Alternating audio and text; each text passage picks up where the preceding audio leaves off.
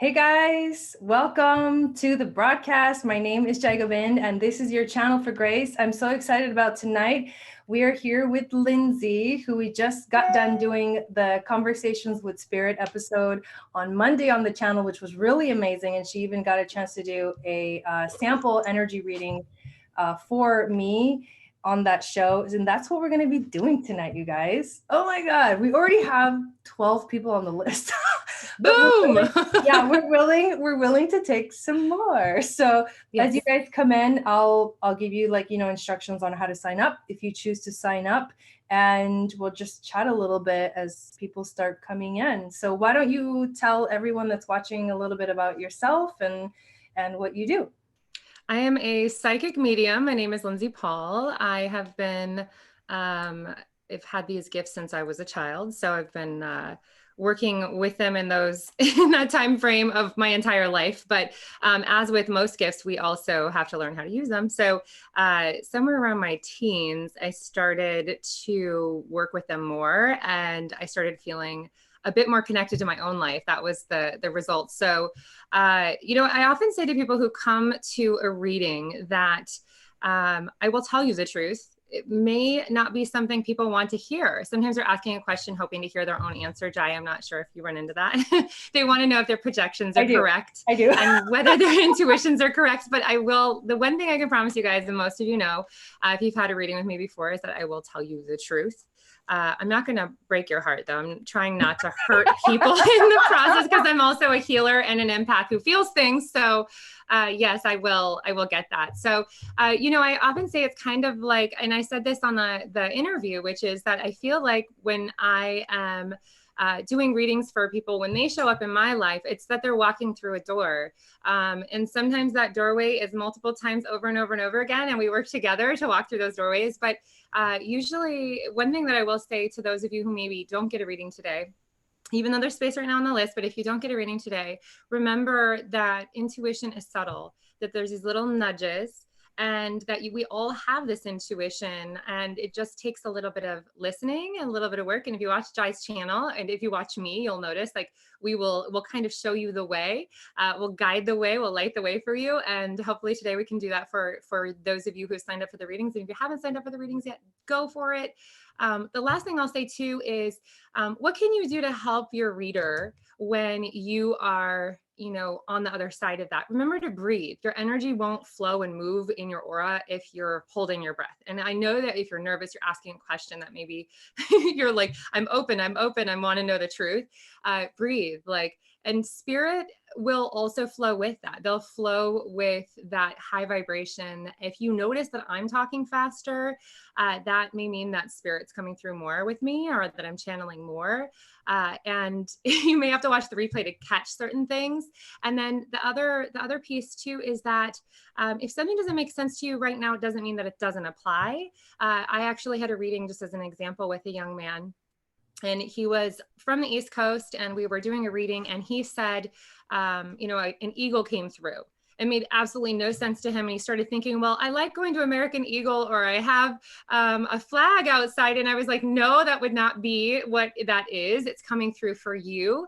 And if it doesn't make sense right now, it may make sense in the future. So if you can, grab a piece of paper and a pen or something, and write down the things that don't make sense, because in the next week, months, even the next year, it may pop out. It may be a sign that the other side is trying to give you. And then, in a week, you may be processing something I said and go, aha, it makes sense. I'm not reading you to be told that I'm right. I'm reading you to give you information. And I don't need that validation as much as it's nice. I'm giving you what I'm picking up. Of course, I will show you really quickly too, that the cards have different symbols on them, different colors. It kind of matches my background, which is interesting, but oh yeah, it does. That's crazy. Right? That's weird. I just pulled that one right out. I'm like, oh wow, okay. We're off to a great start. Right. This is so perfect. Spirit is always working with us, and the divine is always, there's this divine order and intelligence. I believe in that. Sometimes we want things to happen in our time, but everything is co-creating. There's this divine intelligence. It doesn't mean that we can't can't influence. But you know, in what I'm working with symbols on the card. Now, the cards aren't telling me what to tell you. The cards are just simply symbols that I'm looking at that are bringing into my mind and my intuition and my energy field information about you. So yes, I can read you far away. It's how we do readings live and over the phone and whatnot. So yes, we'll be tapping into that. And hopefully this is my first time really following the chat. So I will be doing my best to stay connected to you guys as you're talking while also staying in reading mode. Mm-hmm. Totally. Yay. So exciting. So yeah. And also feel free to not even look at the chat while you're reading. I can monitor while you're reading and then you can monitor while I'm reading. So that'll make it easier for us to focus too, because we have 12 people on the list, and I'm going to go through the list, like just quickly through the names. So you have an idea of the order, and I'm just going to go in order of like, as the payments came in. So on the list, we have Carol M, Gloria S, Nicole C, Stephanie S, Brittany E, Valerie, Dawn, Shauna N, Vicky E, Melissa S, Lindsay G, and Ivana P. That's who we have so far. And if you would like to get on the list, the way that you get on the list is in the description of this video. I should have, unfortunately it's not there, but this is how you do it. You just go to my PayPal, and my PayPal link is paypal.me/Eagle Star Yoga. I'm going to put that in the chat in a second. Or the email to my PayPal is jaigobind@channelforgrace.guru. And you send $30 love offering, and then I'll put your name on the list as those come in. And yes. So I want to just take a moment to say hi to everybody that's actually in here in the chat. Nicole, how's it going? Kim, welcome in. Kamorgan, welcome in. Melanie, welcome. Wendy, welcome. Shauna, welcome. Grace, Debbie, Sparky, Lindsay, William. Let's see who else. Kim, thanks for that donation to the super chat. Valerie's in here. Gala is in here. OBC, welcome. Heather, Vicky, Gloria, Annie, you guys are awesome. Leanne, how are you? And if I missed anybody, sorry. Oh, Annie, did I say Annie? Julene. I like just saying hi to everybody that's in the chat. So you will be on my list if you made a payment to my PayPal, like I just mentioned. That's the way that you get on the list. So I want to say a little prayer before we actually get started, just to create some sacred space and to call in our spirit guides, angels, and teachers, and to call for protection as well. So here we go. And I'm going to bring some Palo Santo.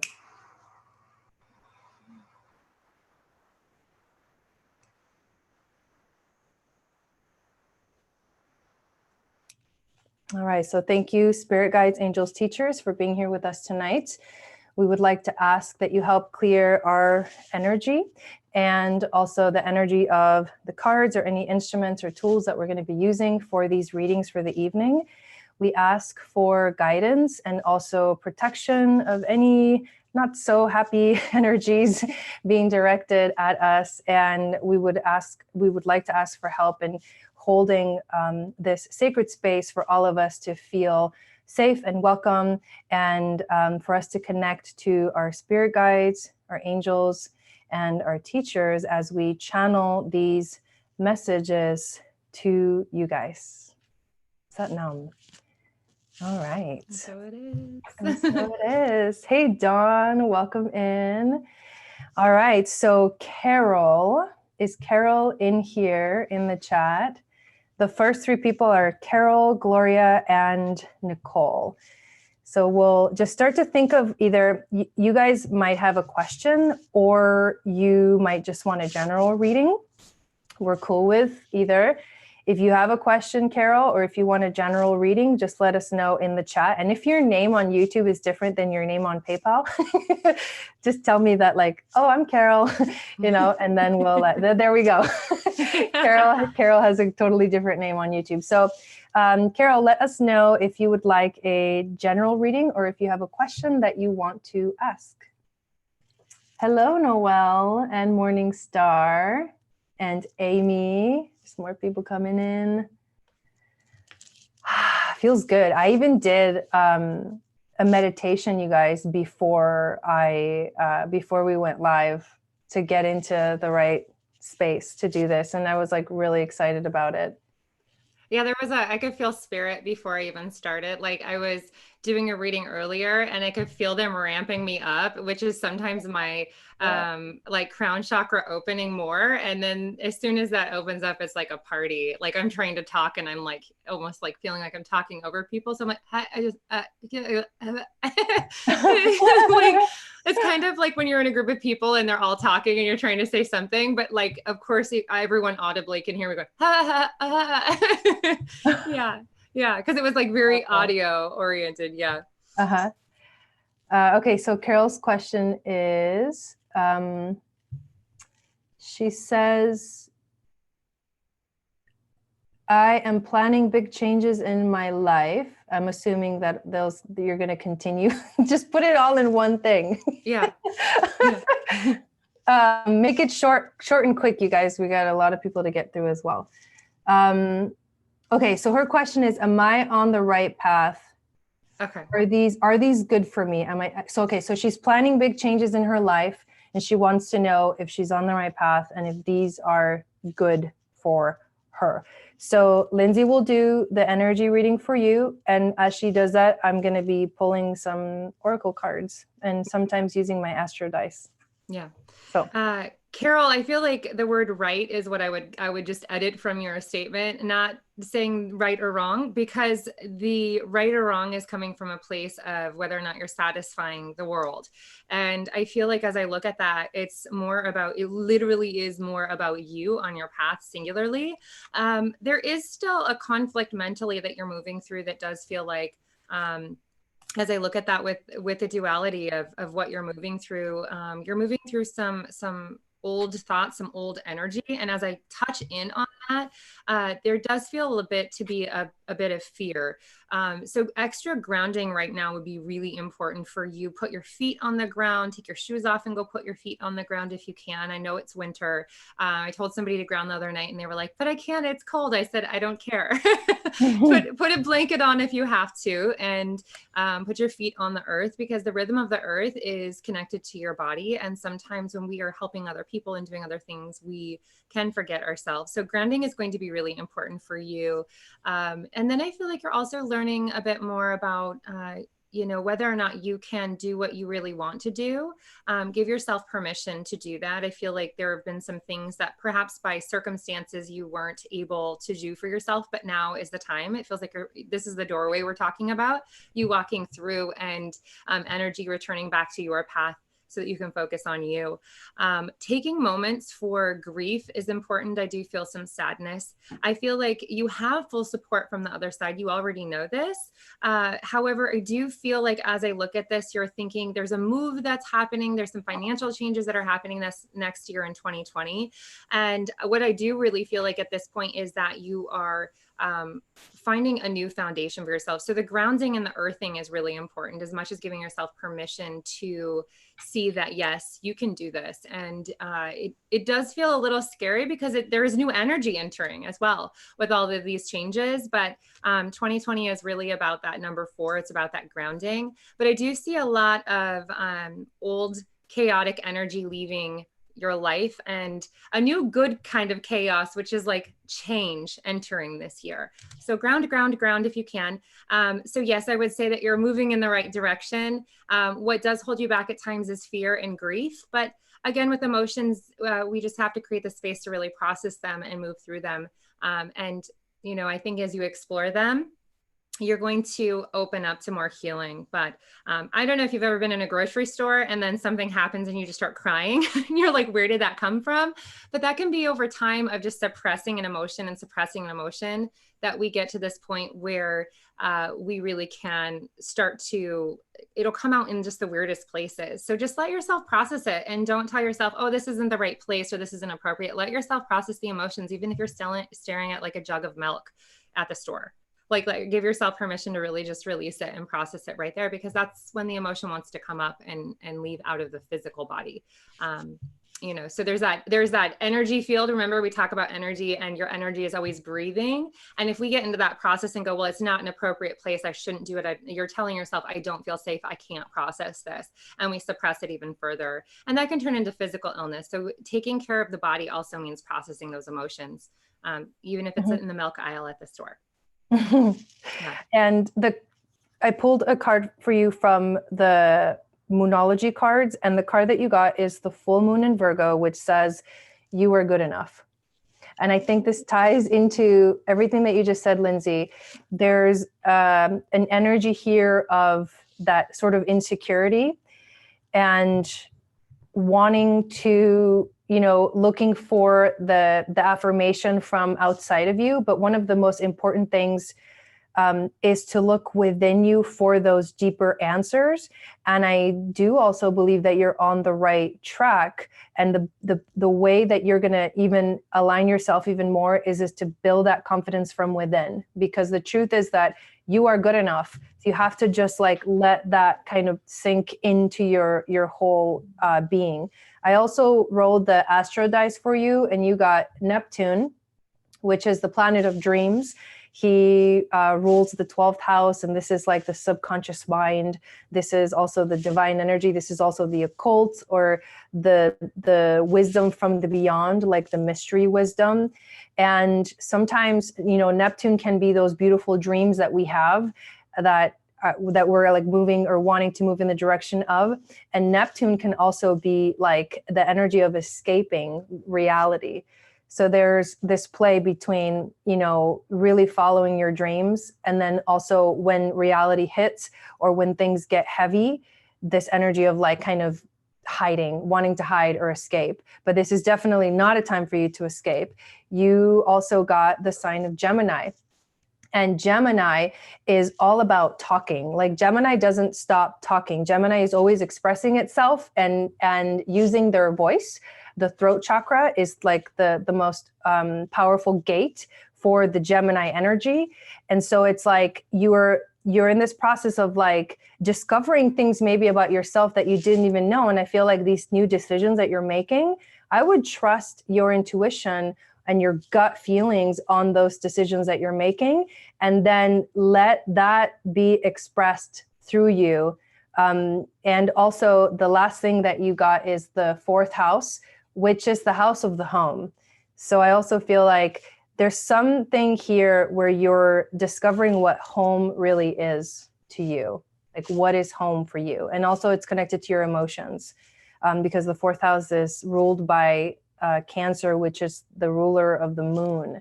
And that takes us back, you know, all the way back to your first card, which is like, you have to just remember that you are good enough. That should be your mantra as you move through life. I just wanted to throw this out there. I heard the song, sometimes this happens too with spirit, is I heard the song I Can See Clearly Now by Johnny Nash. So that's a song that I'm being told to give to you to listen to and look at the lyrics. Yeah. Wow. Yeah. She says, first time alone, making decisions on my own. Beautiful, strong women. Thank you. Yeah. Thank you too. I hope that helps you out. I would say that as you trust your gut instincts, you will start to find more of that strength of being, you know what I mean? Like making decisions on your own. It's a scary like bridge to cross for sure. Oh my gosh. I think you and I can relate on that in so many levels. I know for the sake of time, we're like, yes, we'll leave it at that. Yeah. But yeah, if you watch any of our replays, you'll see, Carol, that like Jai and I've talked about it before. Yeah. So Gloria is next. So Gloria, if you have a question, put up your question. And if you just want a general reading, then let us know. And then the next people are Nicole, Stephanie, and Brittany. So just make sure you guys have your questions ready, because that will help us it'll help us actually be able to do more readings, honestly. Because if it happens quicker, if you get it ready, something you can do too, this is what I do when I'm getting a reading in a chat, is I will write it out and then I'll get a copy it or cut it. And then when it's my turn, just paste it. Mm-hmm. Yeah, that's the quickest way. And then you got your question ready, but you can still chat and have fun. Yeah. It doesn't feel like you're like, the whole time. Hey, Teresa, how's it going? I'm so glad to see all of you here. It's so cool to see the chat too, as it's happening. Yeah. Yeah, that's super fun.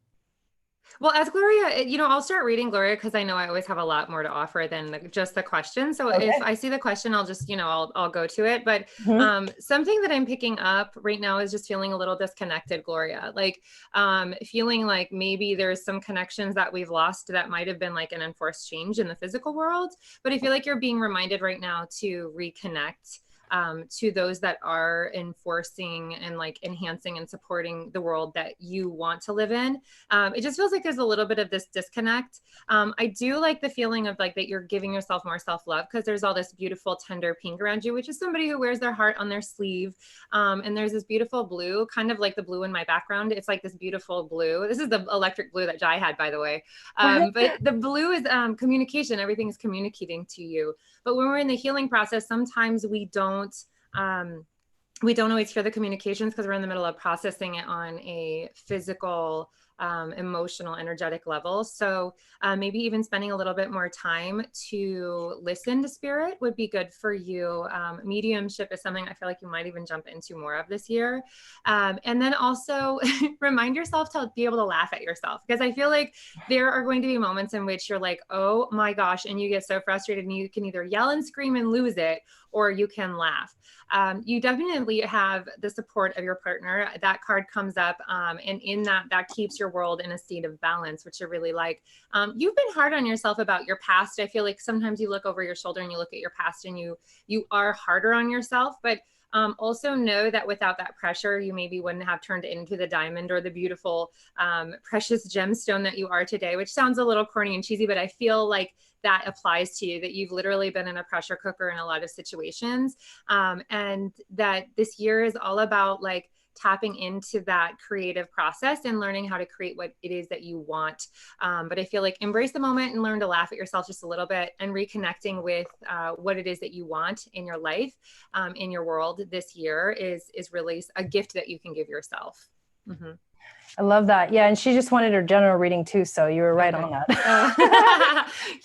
Yay. So what has popped up in your reading, I use the Black Moon astrology cards, and you got Saturn. I want to point out, you got Saturn in the cards, and you also got Saturn when I rolled where is it? Right there. So Saturn in the dice as well. Saturn he's known as like the Lord of Karma, but he's also this like powerful figure he's like the wise old sage. Mm-hmm. And when we go through, there's a process that we all go through in life. It's around 29 years old. We go through what is called the Saturn return, because it takes 29 years for Saturn to go through the whole zodiac and come back to the original position that it was when you were born in your natal chart. Saturn is starting to take responsibility for yourself, for your life, for your actions. And so during our Saturn return year, things kind of fall apart, they break down, and it's a process of uncovering who we are at a deeper level and actually stepping into maturity or adulthood, right? It's like you finally realize that you have to be responsible for the choices that you make in your life. And that energy is kind of coming up. Saturn is also the planet that rules the sign of Capricorn. And I don't know if you know, there's a lot of Capricorn energy right now. We're actually going to have a solar eclipse in Capricorn on Christmas, so on Wednesday. But it's a solar eclipse that's connected with the South Node energy. So this is kind of karmic. This is a little bit like there's still healing that is happening, and that healing that is happening for you in your life is helping you to move forward and grow in a more spiritual way. You also got the sign of Sagittarius and the first house of identity. So this is seeking truth. Sagittarius seeks for the truth, and they rule the 9th house of spiritual integration. And the first house is you. Like this is you on a journey of seeking your truth and stepping into maturity in your life. And so what you have to do, the other two cards are the earth element and Aries. So what you have to do is you have to ground yourself. This is a time where you really have to ground yourself and then take action. Ground yourself, take action, but from that grounded space. And when you do, you will see that you are totally going in the exact direction that you're supposed to be going in your life. Well, that makes so much sense too with the karma and how I just felt like looking over my shoulder in the past and being like, whoa, what is that? That makes so much sense because it's like the cycles. Some of these cycles sound like they're ending, and that really intense earthing is super important. Yeah. Wow. Yeah. Dang. That's Nicole, you are next. So put up your question, or let us know if you just want a general reading. Yeah, the astrology, the collective astrology is really intense. Like we're basically in eclipse season. Oh yeah. Well, doing this in the last, I want to say in the last year, all the way back to October of 2018, it felt like one intense ride. And a lot of people were like, my year started horribly in October of 2018, whereas most of us say January. But yeah, no, I've been telling a lot of people in my senses, like, this is January. This is like right now is January. A lot of everyone's waiting until the holiday is passed or January comes. Right. It's already begun. No, I totally get that. That is totally what is going on energetically. It's like we're already on the path. Oh my gosh. Yeah. And it started like months ago too. Yeah. Yeah. It's because this year is a year of like getting things done. We're getting extra time for this next year. That's what it feels like too. Yeah. We're getting ready. We're like getting time to get ready. Some of us missed that cue. And I think that we're all kind of trying to figure it out because the seasons feel a little off too. Like normally in October to November, maybe September, we get a little flooding here today. I woke up and there was like a flood outside across the lawn in somebody else's apartment complex. And I'm like, oh my gosh, what is going on here? This is like the Twilight Zone, but it feels like in some aspects, it feels like seasons are behind or ahead. And then astrologically, things are very awkwardly placed. Yeah. Time is flying by too. Like, do we have enough time to get everything done? That's what it feels like. In December feels like less enjoyable to people. I noticed in the last week, people are just like passing out on their couches and not decorating, trees and not going to family events and things like that. They just need the extra time to just crash. Yeah. Love that. You're welcome, Gloria. You're welcome. So Nicole wants a general read, whatever spirit wants to tell her. Okay. Wow. Nicole has a lot of what I would say angelic energy, celestial energy around her. So she may have a life purpose that is very much connected to like humanitarian work, the angels work, as we would call it. And at times you may feel like you don't belong on earth. Some people call themselves incarnated angels or earth angels. You might be put in places and you're there at the right time to just help someone right in that moment. Maybe they need a penny, maybe they need a jump on their car. And it just so happens to be that you are there. I do feel like this can be exhausting at times. And there are times where you feel distracted, like you're not getting enough done in your physical life, but I'm telling you, you are. You do have quite a lot of like spirits. It seems like you came here to kind of give messages of energy to. You need more time to sit and really just listen to yourself because it feels like there's a lot of noise around you. Like as I tap into your aura, I hear talking, I hear other noises that are kind of happening around you. And I feel like too, it's like some chatter in the spirit world. And when we're working in the celestial realm, we can become more sensitive to fabrics, to foods. We may even have allergies to things. So understanding that being around others that are similar to you can help, but also embracing these gifts and going out into the world and seeing how they work. Sometimes, and we talked about this on Monday, sometimes just being there, standing in the grocery line next to that person is exactly where you're supposed to be at that moment in time.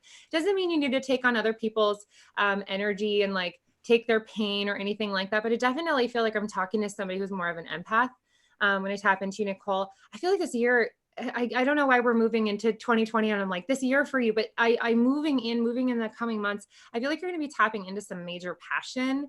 Also similar to Gloria, you have some stuff happening from the past, these memories that are coming up for you. And you have some people around you that really want to celebrate. I feel like say yes to more activities because as things progress this year, I feel like you really do need the support of a group versus just trying to do everything by yourself, because it feels like you're very independent, and there's a bit of fire around that. It feels like you're protective of that, but as you start to be supported, you're going to feel more and more independent, is what I'm picking up as well. And speaking of angelic energy, the dice that I rolled got Venus in Cancer in the 6th house.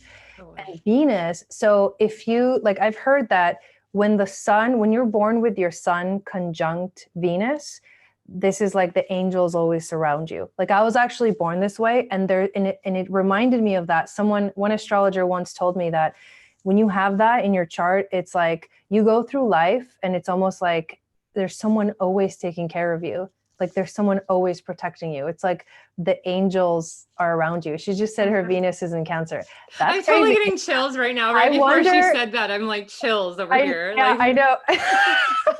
I wonder if it's in your 6th house. So let's talk about, since your Venus is in Cancer. So the Venus energy is like, that's how we love. And for Venus to be in Cancer, it's like, oh my God, it's all about the heart. Like, it's all about the emotions. It's all about feeling home, right? You want to be like comfortable in relationship. And in the 6th house, this is like manifesting things like into this time-space reality. And I also pulled from the Shaman Oracle cards, the Rainmaker card. And I'll read to you what this one means, but it's interesting because there's a connection here between that 6th house energy that is ruled by Virgo and the fact that Virgos are like master manifestors, like they just naturally manifest things in their life, and what the Rainmaker actually represents. Yeah, you're a Virgo, right? Yeah. And it's raining like so much here, so I thought that was funny. I know. So the Rainmaker, it's the master of manifestation who can call on the elements of nature to serve the greater good. When the power to co-create is used with integrity, great beauty and benefit flow to all. Like, did you just hear that? Great beauty and benefit. Like Venus, yes, it's the planet of love and beauty, and also the lesser benefic. Like, the planet is literally called the lesser benefic. Like, this is beautiful. When this power is used for personal gain only, everyone suffers. When the earth is parched, the Rainmaker calls the waters from the heavens. There again, that heavenly energy, and all that is dormant in the fields and in people's hearts springs to life again. And I feel like this is like what you're going through right now, Nicole. Like, you're going through this like really powerful, like. Annie said, I have a Venus in Cancer too. We rock. That's hilarious. So yeah.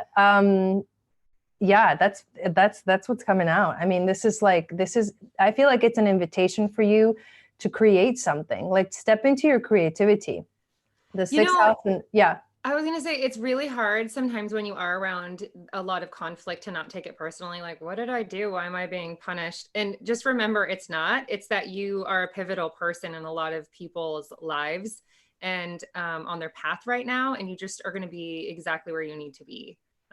If you're following that intuition and staying in touch with it, you will be exactly where you need to be at the right time. And it may seem like, how did all these things come together for that to happen? But, for Venus to show up and for the angels to be like, we're here with you. And you've got some things that will come up this year that will be challenging, but just remember your purpose when you go through that. Love that. Yeah. And you're guided and protected for sure. Yeah. Awesome. Sometimes we're brought to the darkest of places as light workers, and we take Ain't that the truth? We take it. We're like, what did I do wrong? Because we were thinking like, maybe maybe it's my karma, or maybe there's something happening astrologically that's punishing me. But we agree to it. We also wake up. Choose it. There's a element of choice there. I think it's because I think the people that choose the hardest things or that go through the hardest things grow the most. Yeah. Right. And so it's like, if you think about that, like when you're going through a really major thing, like imagine what's on the other side. Oh yeah. And the beautiful thing about Venus is like harmony, art, balancing, right? Like there's Libras, there's this airy quality, there's spontaneity.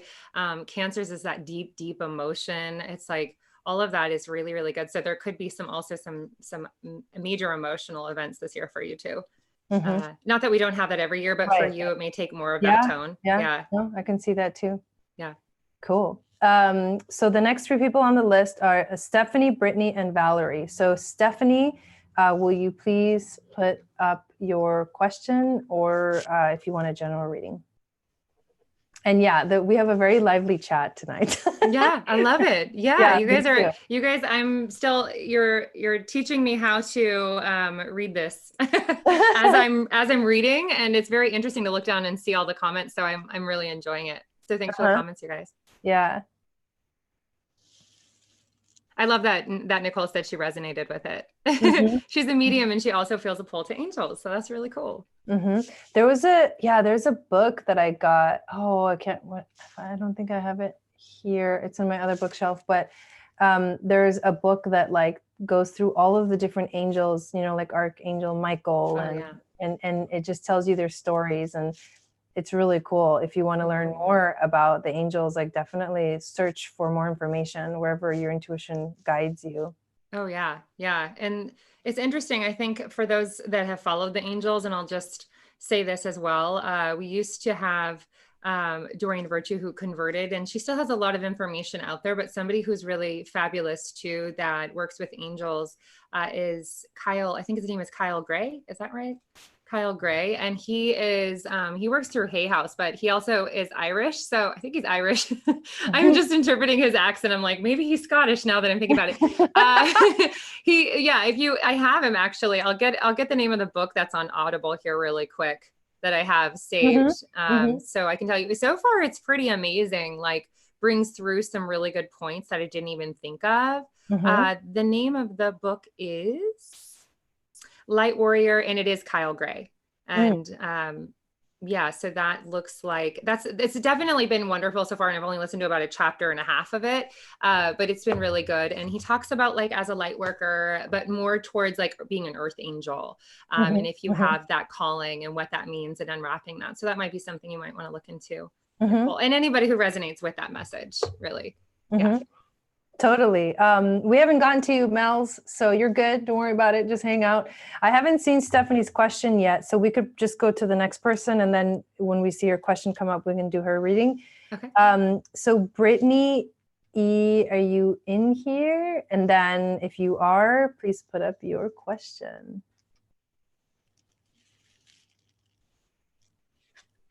Jason told me I need to say before meditation, I walk with the Ascended Master. Oh, I love that. I love that, Morning Star. Yeah, you're good. You're good. Yeah, Mel said she didn't get the notification. Interesting. I wonder if I should share it onto my, I'll share it onto my Facebook group real quick. Just in case. Oh, he's British.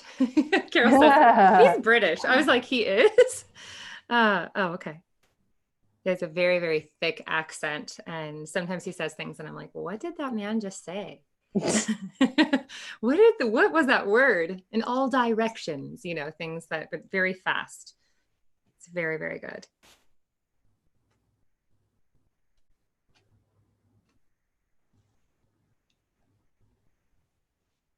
Do you see Brittany's question?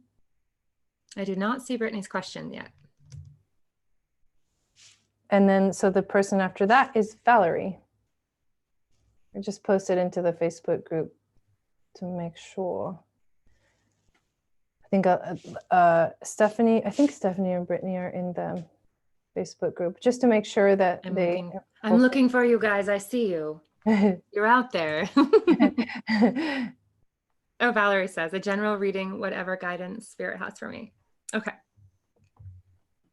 Okay. General reading for Valerie. Valerie, I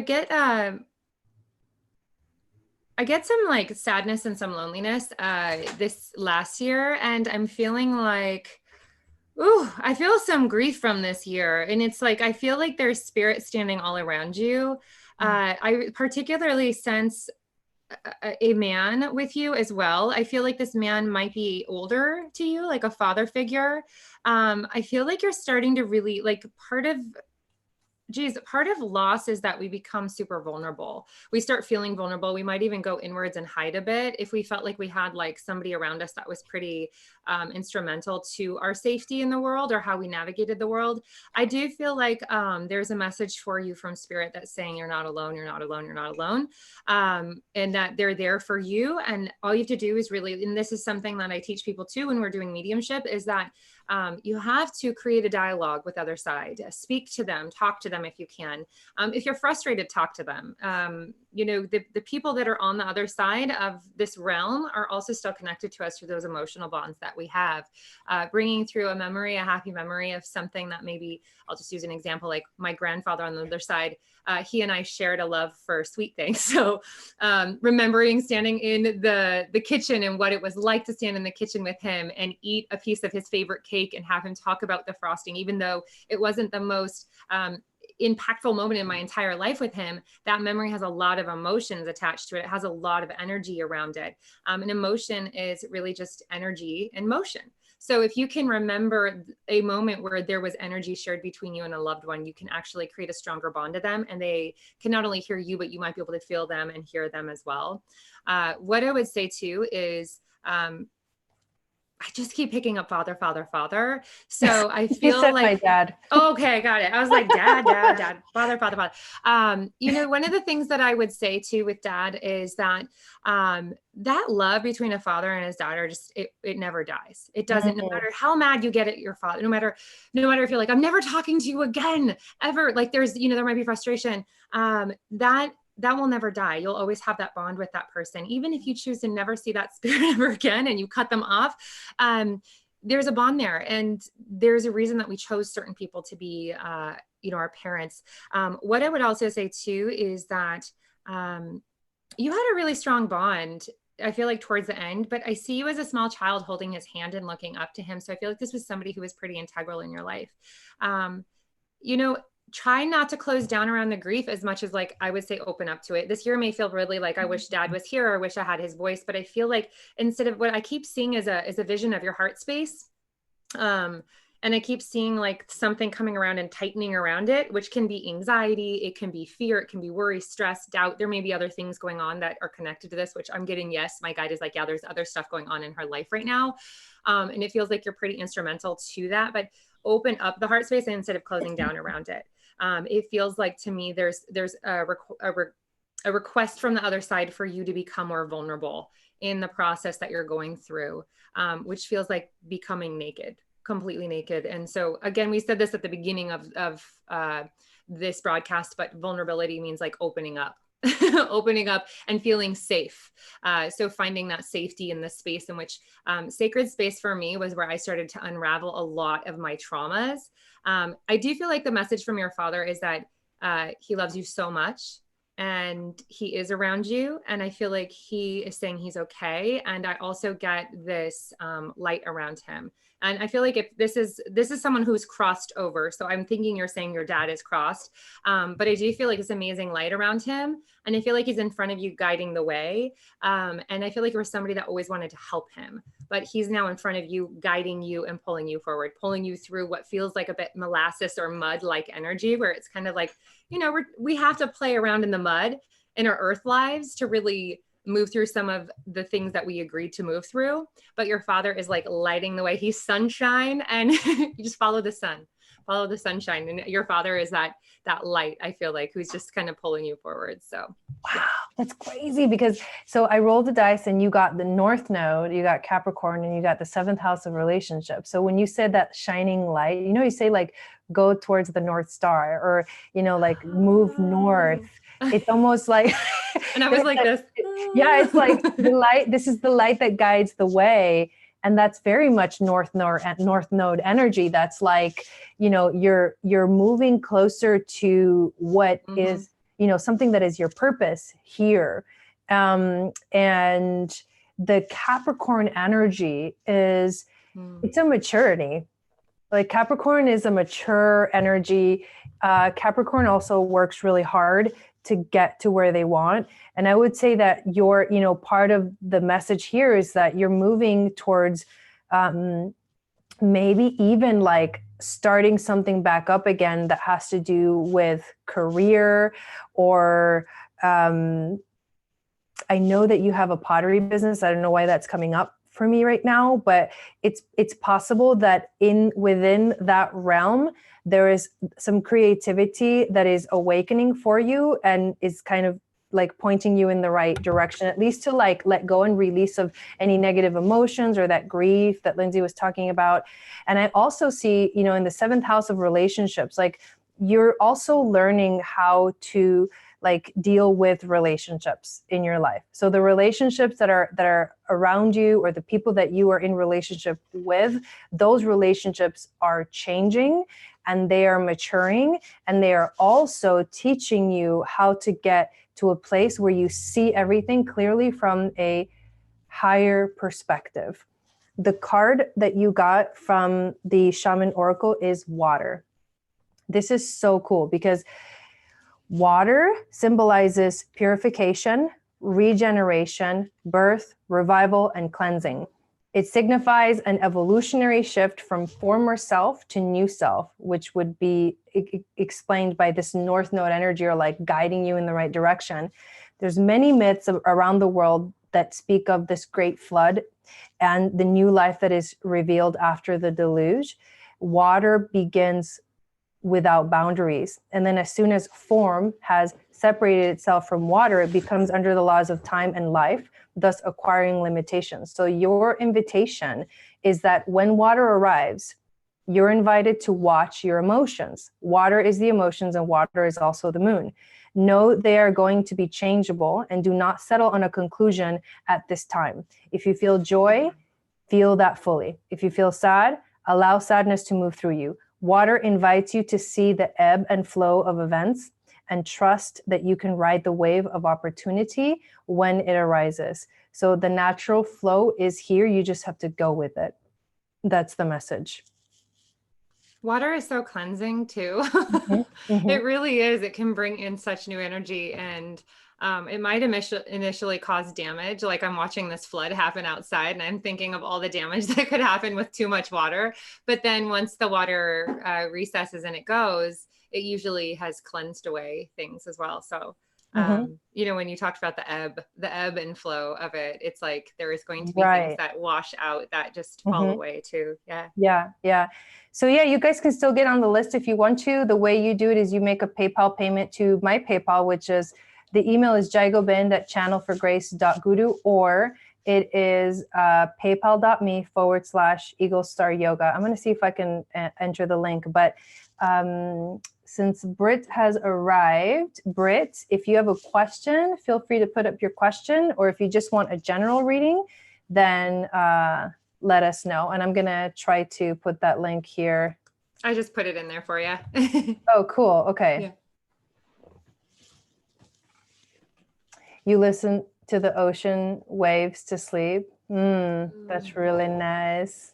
I remember one of the very first white noise CDs that my mom purchased was the ocean. We wanted to pretend like we were out at the beach and listening. And it is so calming. It kind of reminds me of the sound that you would hear in the womb, where you hear like the sound of the beating heart and the whoosh of the liquid around you. And so it's very, very calming. I think it's like intrinsically part of our rhythm in the human form is that sound.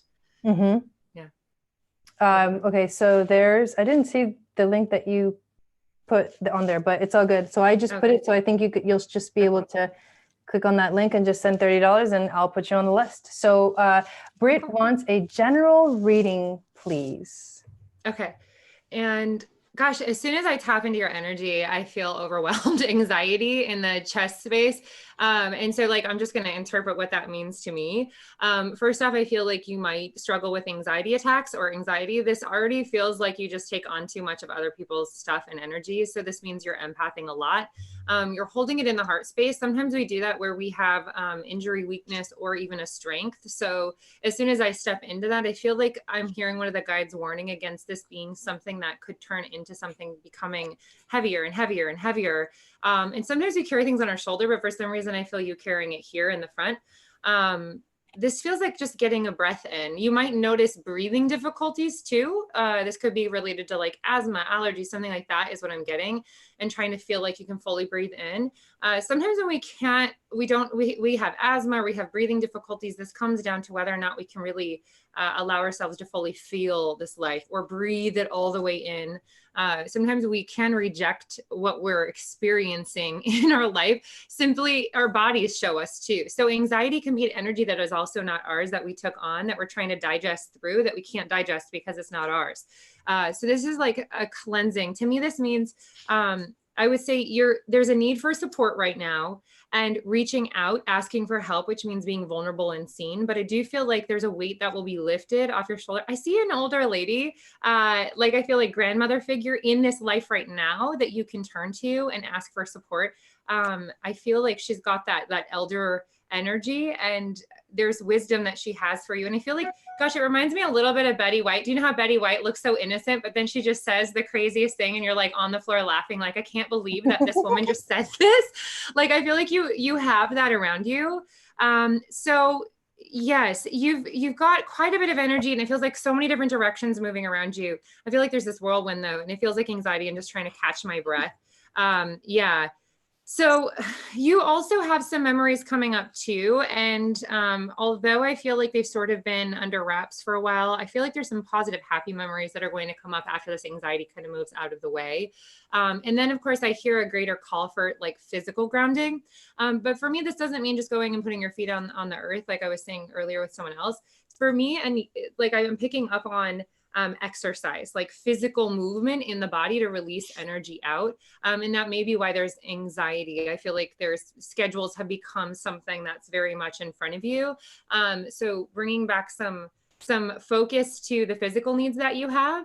And maybe even a spa day would be good for you at this point, like some sort of self-love, self-care. It doesn't mean spending money on the spa, but certainly going into your creating a bathtub, a spa-like environment with a candle and some music and maybe your favorite tea and like an audible book or something going. It's like create an environment which it's just all about you. It can be just all about you, because I feel like you need that right now. You need that extra luxury, the extra oils, the extra lotion, whatever that is. You just need a little extra love right now. I love that. It's funny that you're saying you instantly felt like a lot of emotion, because I literally pulled the card of the supermoon, which means emotions are running high. Oh God. And I was like I felt like it pushing on me. I was like, okay, I need to breathe for a second. This isn't mine. Yeah. But yeah, so maybe there's like, there's a lot going on. I also pulled, when I rolled the dice, the astro dice, you got Saturn and Virgo in the 12th house. And Saturn is that energy that like, it pushes you to like go through. He's the Lord of Karma, right? We were just talking about this. He pushes you to go through the scary things in life so that you can get to the other side. And I know that there's I can't remember, because I remember from your reading, there was some kind of Capricorn energy that was very significant in your chart, and the eclipses being a really powerful thing, especially this eclipse on the 25th. I can't remember exactly what it was, but I just remember this like Saturn or Capricorn energy was powerful. And I think that you are also learning how to be in a place where it doesn't quite feel comfortable yet. You also got the Sorcerer card, and this is this kind of a similar message as Saturn. And it basically says that the Sorcerer arrives to challenge you to change your thinking.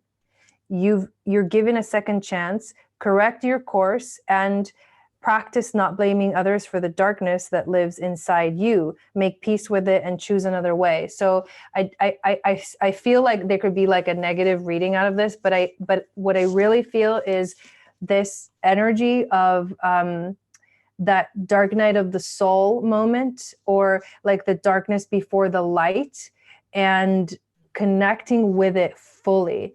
Because when we are vulnerable, or we allow ourselves to be vulnerable and see those things that we don't exactly want to see, that takes us out of our comfort zone, that is when we learn the most. And I actually want to pull one more card real quick, but yeah, I'm feeling this like energy of like, there's seriousness to this. Like there's a seriousness to what's going on right now. But I want to see like what's coming right after this, right? Like what's next for you in your path.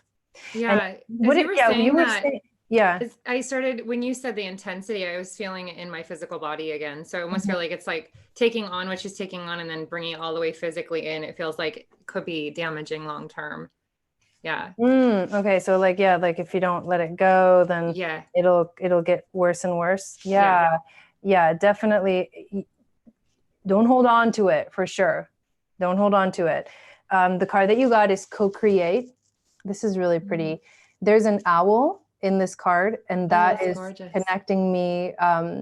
It's connecting you to your intuition. Like it's showing me that your intuition is really strong. And there's this cheetah here. This is cool too, because the cheetah is like that fire energy, and he's very masculine, and he just like kind of goes. Like the cheetah can literally go from like 0 to 60 in like seconds, and they're so fast. So I feel like this is a moment for you, like the universe is asking you to just kind of pause, because you're about to like hit the ground running, but right now you have to reflect, and you have to really see things from a different perspective, and let like cool down a little bit, right? Like the cheetah is also the fire energy, and the sun, and the moon, and the owl is the moon, so the water, the cooling energy. So it's like finding the balance between those two is going to guide you towards the next phase of your life. I like that the cheetah is higher than the owl. I was like, wait a second, how did you get up there? And it's Right? a 4 too for the next year. Four is because it's 4 plus 0 is 4. So it's a collaboration is also a co-creation number. Yeah, that's a really good number for collabing with other people. Yeah, totally. Cool. So You go, girl. yeah. Gala, I didn't forget you. You're actually not on the list because I haven't received a payment from you on my PayPal, which is paypal.me/Eagle Star Yoga, if you would like to get on the list. All right. So let's see. And also, I believe if you scroll up too, you'll see that link a few times. Yeah. Okay. Is Stephanie in the chats? I haven't seen her comment or anything like that, so I'm wondering. But I also don't see Dawn in here. Thank you guys. I actually have to remind myself to take deep breaths a lot lately, and have had no time to chill and ground. Yeah, that's kind of how it happens, isn't it? Whenever I get a reading and people tell me what to do when I already knew I was needing to do that, I'm always like, dang it, they're right, you know? Like, and then I'm like, yes. Totally. So here's like the order. We've got Stephanie, we've got Dawn, we've got Shauna, Vicky, Melissa, Lindsay G, Ivana, Annie, and Wendy. That's the list so far. So Dawn, if you're in here, you are technically next, unless Stephanie shows up out of nowhere. Stephanie just slides right into home base. Oh my God. You can give Dawn's reading. Oh, Dawn.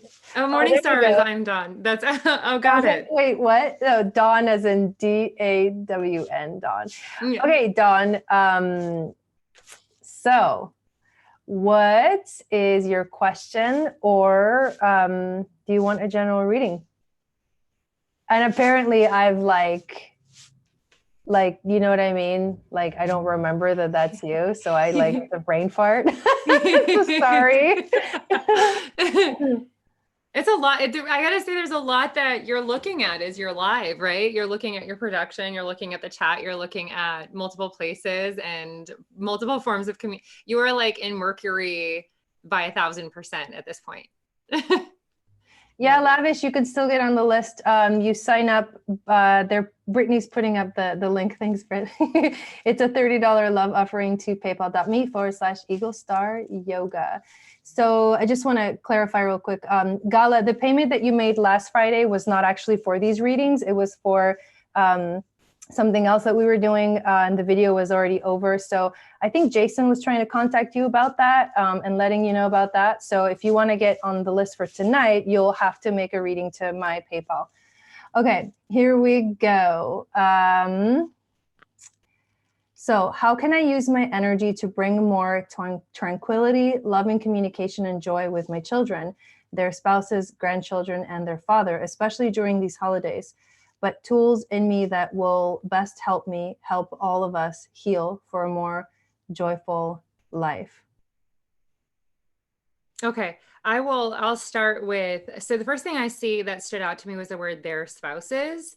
I feel like I'm just going to call it forward. There may be one of the spouses that you maybe don't agree with or get along with. And there's like this feeling of like going head to head with somebody. Now, I don't mean like you're necessarily going to fight with them, but you know, like already that there's a little tense energy between you. This feels like a past life thing. It feels like there's been miscommunication, and I feel like for some reason this energy is falling on you. So I like that you're saying, what can I do? How can I make this different to shift through it? I feel like you've got a strength, but sometimes that strength can be like overpowering, and I feel like it can also elicit people's egos a bit, where they're like, well, this is what I think and this is the opinion of this or that, and they can be very much in their human self. And rising above that and stepping back into spirit, into energy, means looking at it before it even occurs and going, hey, okay, so there's this face off I might have with this particular person. I feel like this person's has very masculine energy, and they want you to see how strong they are. They want you to see how capable they are. They don't want to know that you're strong. I think everyone understands that you have this beautiful strength about you, and that you're capable. But I do feel like this person is showing you their strength because they want to know that you see them as capable. So seeing these particular people as capable when you go into it is important. They're going to feel respected and independent, and that that they are who they are and that you accept that. Now, it may not mean that you agree with it, but that acceptance intrinsically will make things feel a bit more peaceful. This does feel like it is right around Christmas, and this is that Capricorn energy. Again, Capricorn can be very stubborn and very bullheaded in a lot of ways. So now that not always, but that's more shadowy side, right? And with that, I feel like too, what I'm getting is that you need some more time with animals. I don't know if you have a cat or a dog that wants attention, but I feel like there's some love that needs to be exchanged there. And I feel like a snuggle session. Now I feel like your animal is coming through and being like, me, I want that. You naturally have this healer energy, but I do feel like, I don't know why people want to challenge you so much. I feel that lately. I feel like there's some challenging energy that's facing you, and just know that you are capable of moving through that. You definitely have these animals in spirit, these companions around you, and you are very, very kind, almost serving to others, even when they haven't earned it. And I would say it's also okay to be a bit selfish with your time when you are with yourself and creating space and time for just yourself. Because I do feel like you're a giver, and you give until you don't have any more. And then you find more resources, and then you give. So bring it back to you. I'm not saying you don't have boundaries, but I do feel like it's time for you to bring it back to yourself. And I'm also seeing a mother figure in your life that is very encouraging towards you. This feels like somebody on the other side. It could be grandmother, but I do feel like I'm seeing them say, open your wings and like spread your wings and fly. Don't be afraid. Like take that leap of faith and go for it. Yeah. I really like that. So I'll just tell you what I got. I was just going into PayPal to make sure I got that person's name that just donated. Okay. So so you asked like, what can I do? How can I use my energy to bring more tranquility, loving communication, and joy with my children, their spouses, grandchildren, and their father? And you got Jupiter in Virgo in the 12th house when I rolled the dice. You also got the air element card of communication, which is exactly what you're asking for. North Node, which is like sort of like life purpose or destiny. Or I would say in this case, it's it's a message of your goal, you know, you're wanting to go in the right direction, and that's important to remember. And the third card is the lunar eclipse, which we are going to have a lunar eclipse on January 10th of 2020. And lunar eclipses any kind of eclipse is a time of revolution and change. So, so basically what I'm seeing is like, you know, with the Jupiter and Virgo in the 12th house first, Jupiter always expands everything. Jupiter makes things bigger. And this doesn't necessarily mean that it's always good, although he is the greater benefic. So he's the biggest planet. And it's kind of like, I like to call him like Santa Claus. It's crazy, but I don't know why this is coming through, but he's like the Santa Claus of the solar system. He always comes bearing gifts, but he always just expands everything. So if you're focusing on the wrong stuff, like that's what's going to get expanded. That's the energy that's going to get expanded, right? Dang it. I know, right? No, scratch, so when delete. So when you think of Virgo being like an instant manifester or a master manifester, or Virgo in terms of being in the right moment or at the right moment at the right time, but also connected to the present moment. So it's an interesting message that's coming through.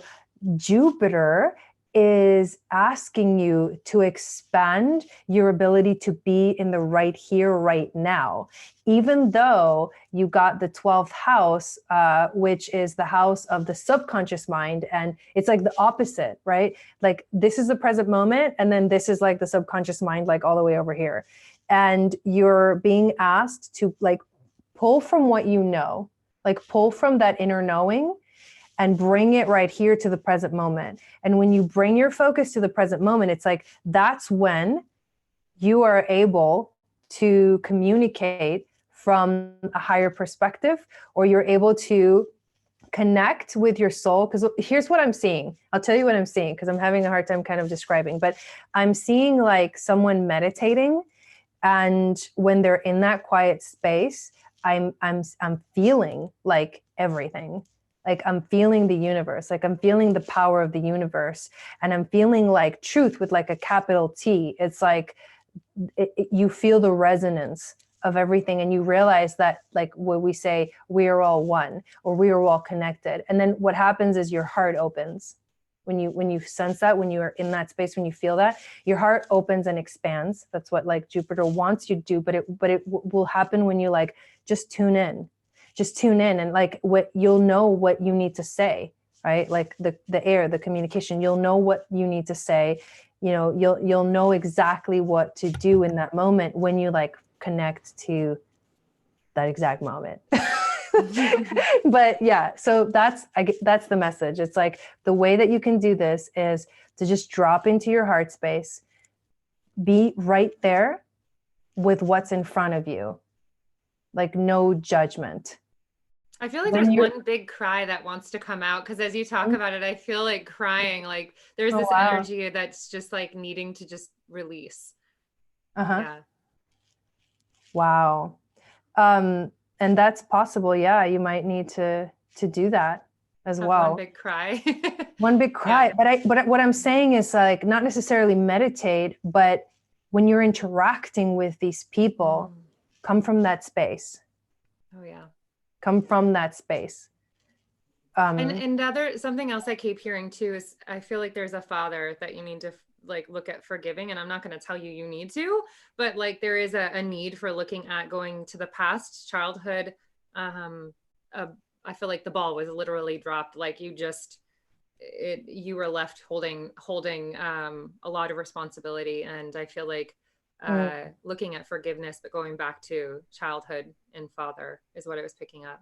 I won't go into details because I feel like it's really personal and I keep seeing other things happening around, but I'll just leave it at that. Yeah. Okay. Yeah. Okay.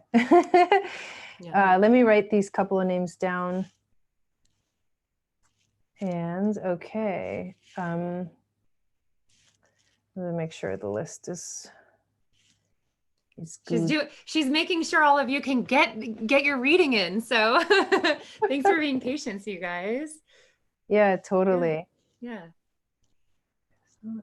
Gosh, Stephanie. I know that in my It's own fun, life, you guys. yeah, I found myself having to face off with my father's energy a lot to do some forgiveness work, and it keeps coming right when I think I'm done. Like I get all excited, like I'm done with that. I've moved on. It comes right back on in, and I'm like, dang it! I thought I was done with that. It just seems like it's going to be like ongoing.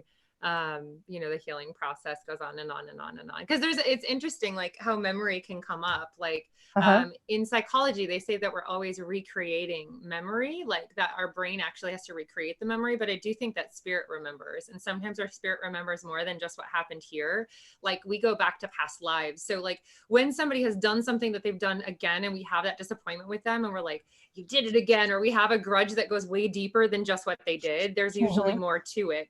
And if you sit with it and go back a little further, you'll find where the initial injury happened. Yeah. Yeah. Yeah. Is Stephanie L in the chat? Stephanie L. If you are, I would like to get to your reading because you were like 3 readings ago, but I couldn't find you in here. Stephanie, where are you? Lesnar, L, whatever. But then after that, it's Shauna. I'll read the list so far.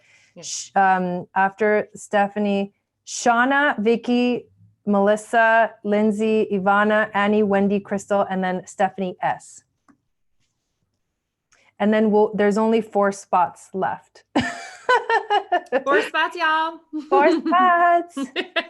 4 spots. Usually when that goes, I mean, there's like panic sometimes, right? Like, I need it. What do I do? Jai has completely prepared you. So, if I always feel like if it's meant to be, it'll happen. So yeah, if it's yours, you're going to get it. But you do also have to go follow the instructions really quick, and it'll be yours. She's watching. She's looking for you. Mm-hmm. Yeah, and definitely if you're in the live chat, if you X out of the chat and you give the video a thumbs up, it'll help to get it circulating too. Oh, that's good to know. I should do that. Jai's teaching me how to use YouTube a bit more these days. I can go in and like hit the watch button and then it auto plays everything for me. So I never know what I'm actually watching. It's just sending me through. If somebody sends me a video, I click it. But yeah. Okay. Well, I guess we can just go ahead and do Shauna because I don't see Stephanie. So I'll just keep coming back to Stephanie. Hopefully she comes into the chat. So Shauna wants a general reading for whatever spirits feel I need to know, learn and or heal from, and when it's my turn. Oh yeah. It's your turn now. Okay. So general reading for whatever spirit feels I need to know, learn and or heal from. Okay. Shauna, you have very similar energy, and like, when we talked about earth angels, I felt like earth angel energy around you too. Like definitely see a lot of white energy around you, which to me kind of comes through more along the lines of healer. And you may actually do like a healing modality. You might consider it if you don't, because you'd be really amazing with your hands. I feel like you can change energy just by, doing symbols and clearing spaces, by channeling through energy. Additionally too, that I feel like something that has been kind of a mortal wound or injury to you, Shauna, to your self-esteem has been failure. Like, I feel like that's been a theme, is this sense of failure.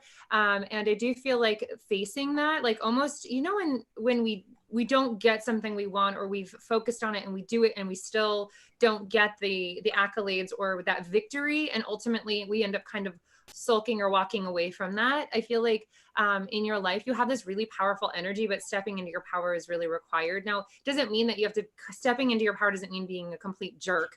It just, I know people are like, oh, I'm not stepping into but I'm not.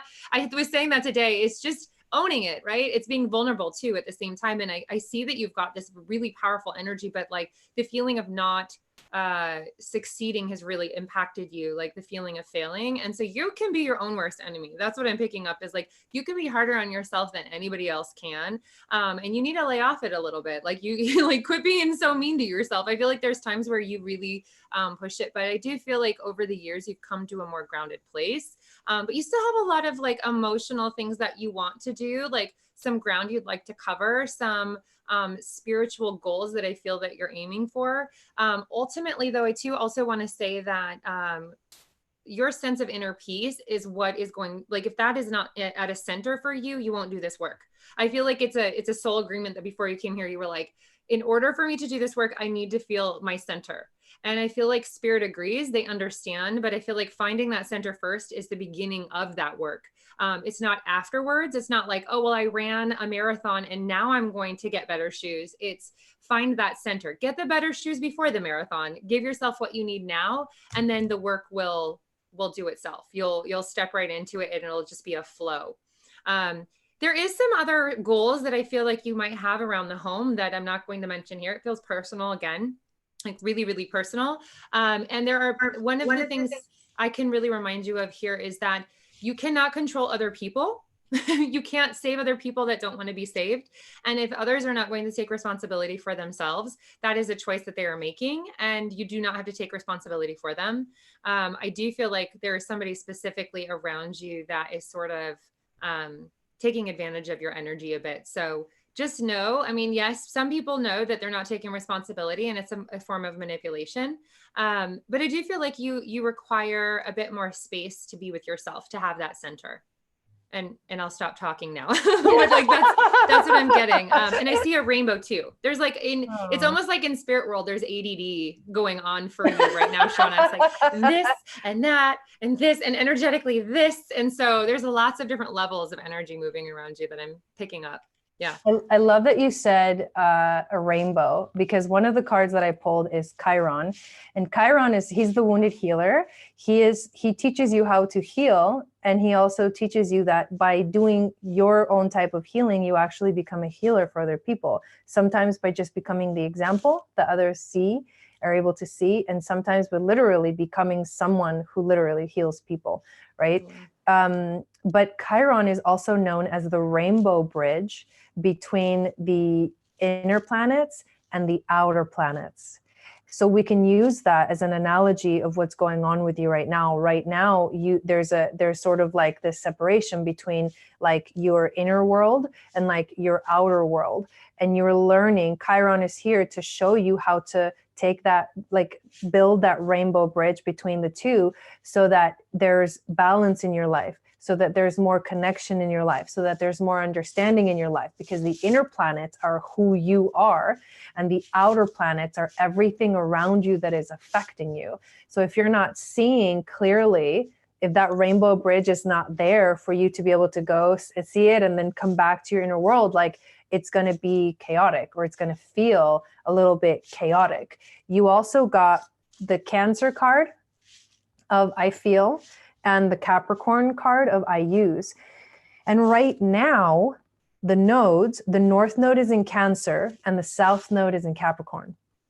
So what that means for us collectively is that the universe is asking us to step more into love, but it's a love for ourselves, and it's a love for being it's connecting to the things that we love, because those things are our destiny.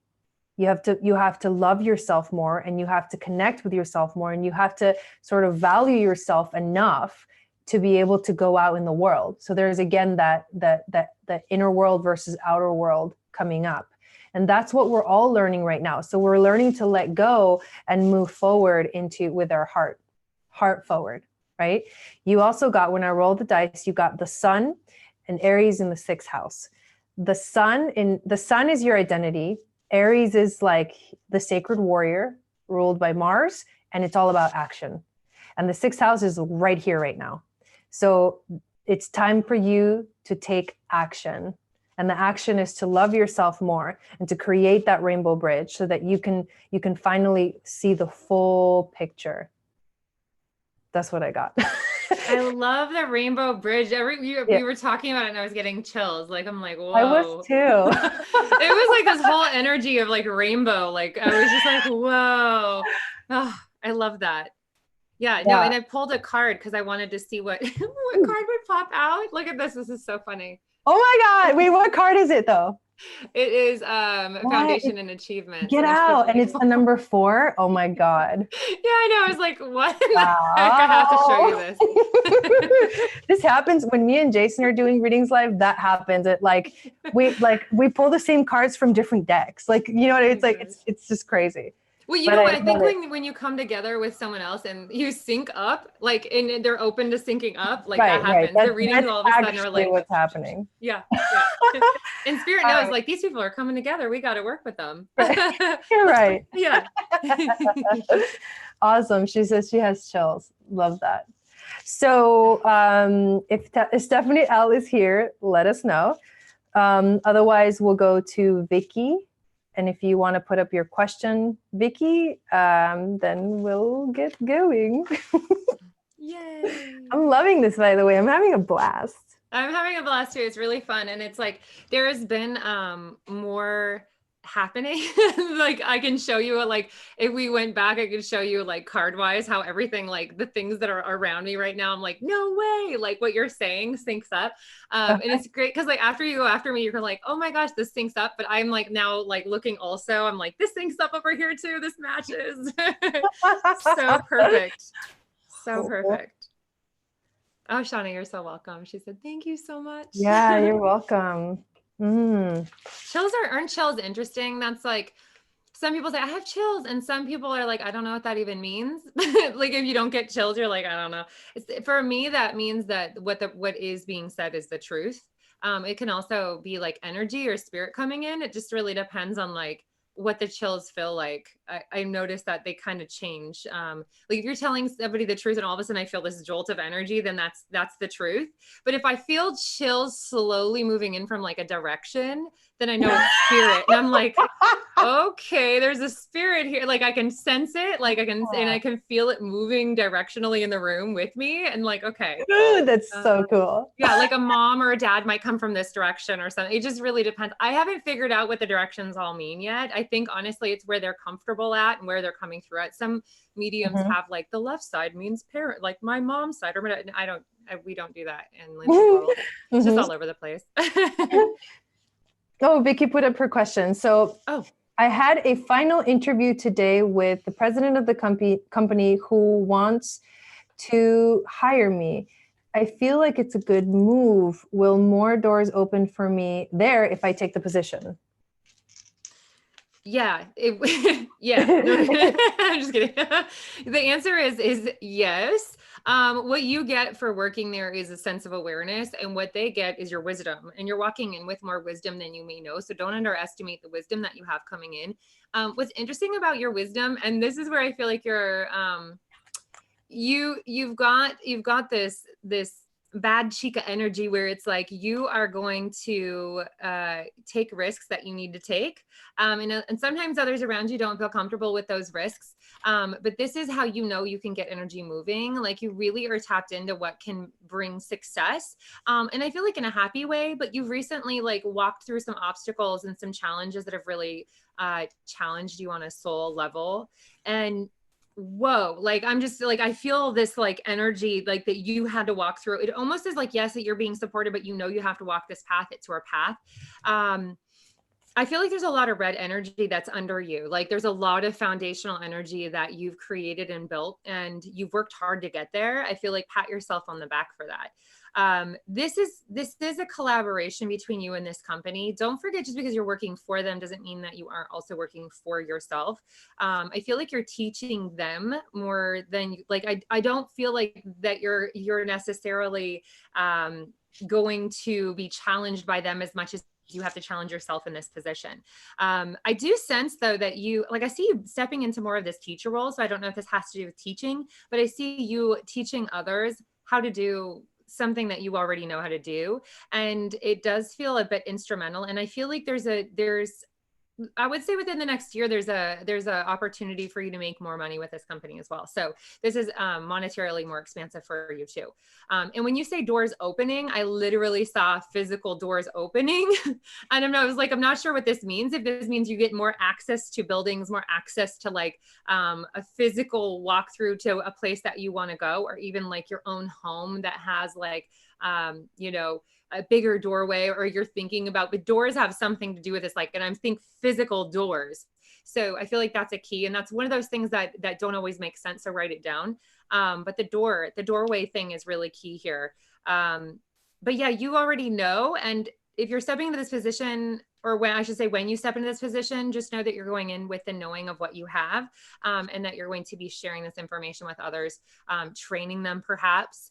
And lastly, don't lose hope when things look dark, because I feel like these challenges or these obstacles that you recently went through taught you not to get caught up in like a difficult situation or the struggle that you were in, but instead it brought you back to like spirit. It brought you back to that energy instead of just seeing the physical for what it was, if that makes sense. Yeah. Oh, this is so cool. So I'll tell you what I got. You got Uranus and Capricorn in the 5th house, and you also got lunar eclipse of change, Pisces, I believe, and part of fortune increase. And as you were talking, I could see that all of this is kind of aligning, and then this is going to like add to the message that you just gave. Yeah. So this is like a revolution for you. And it's a revolution because it's very, I feel like it's asking you to do something differently than you've ever done it before. With Uranus and Capricorn in the 5th house, and Capricorn being the sign of career, this is like, and Uranus being the planet of revolution, and it something being different and innovative, and the 5th house being the house of creativity. This is like a different kind of creativity that is going to awaken in this new job or career or whatever.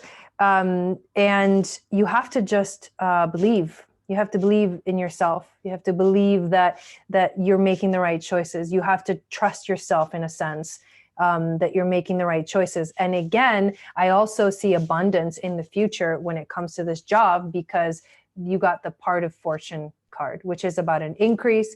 It's about financial. It could be financial. I'm feeling like it is a financial increase, or at least more experience for yourself in your life, that you will get from taking on this new like responsibility. But I feel like this is that it might be something that makes you see that dreams really do come true kind of energy.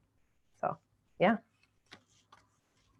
I like that. Again, there was the the connection, the sync up between them making more money and then the card of increase. That's wonderful. Awesome. She says, I've waited for years and this is so different. Cool. Yes. I love that. Yeah. Yeah. Love that. Melissa, thank you guys for your patience too, with us getting through these readings. As Melissa puts up her question, I'll tell you who's on the list. Stephanie L, we're still waiting for her to show up. I wonder if she like knows how to find us. Do you know who Stephanie L is? I have no idea. Okay, me neither. Okay, so the rest of the people are Lindsay, Ivana, Annie, Wendy, Crystal, and Stephanie S. Got it. Okay, there we go. That's great. Yeah. Today has been measured as the gloomiest day in 20 years here where I live. What? That's open to opinion, isn't it? Oh, she says this has brightened my day. I'm glad. Oh, that's sweet.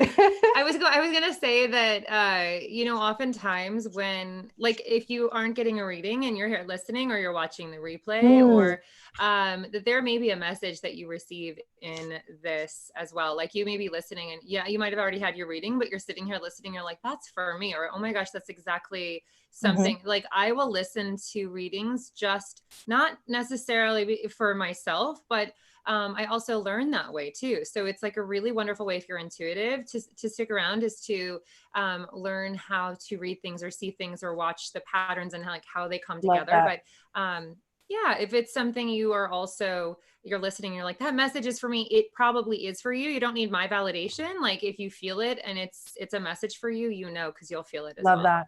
Yep. I forgot to show you one card, Vicky, and it is the fixed moon, and it says, hold your vision.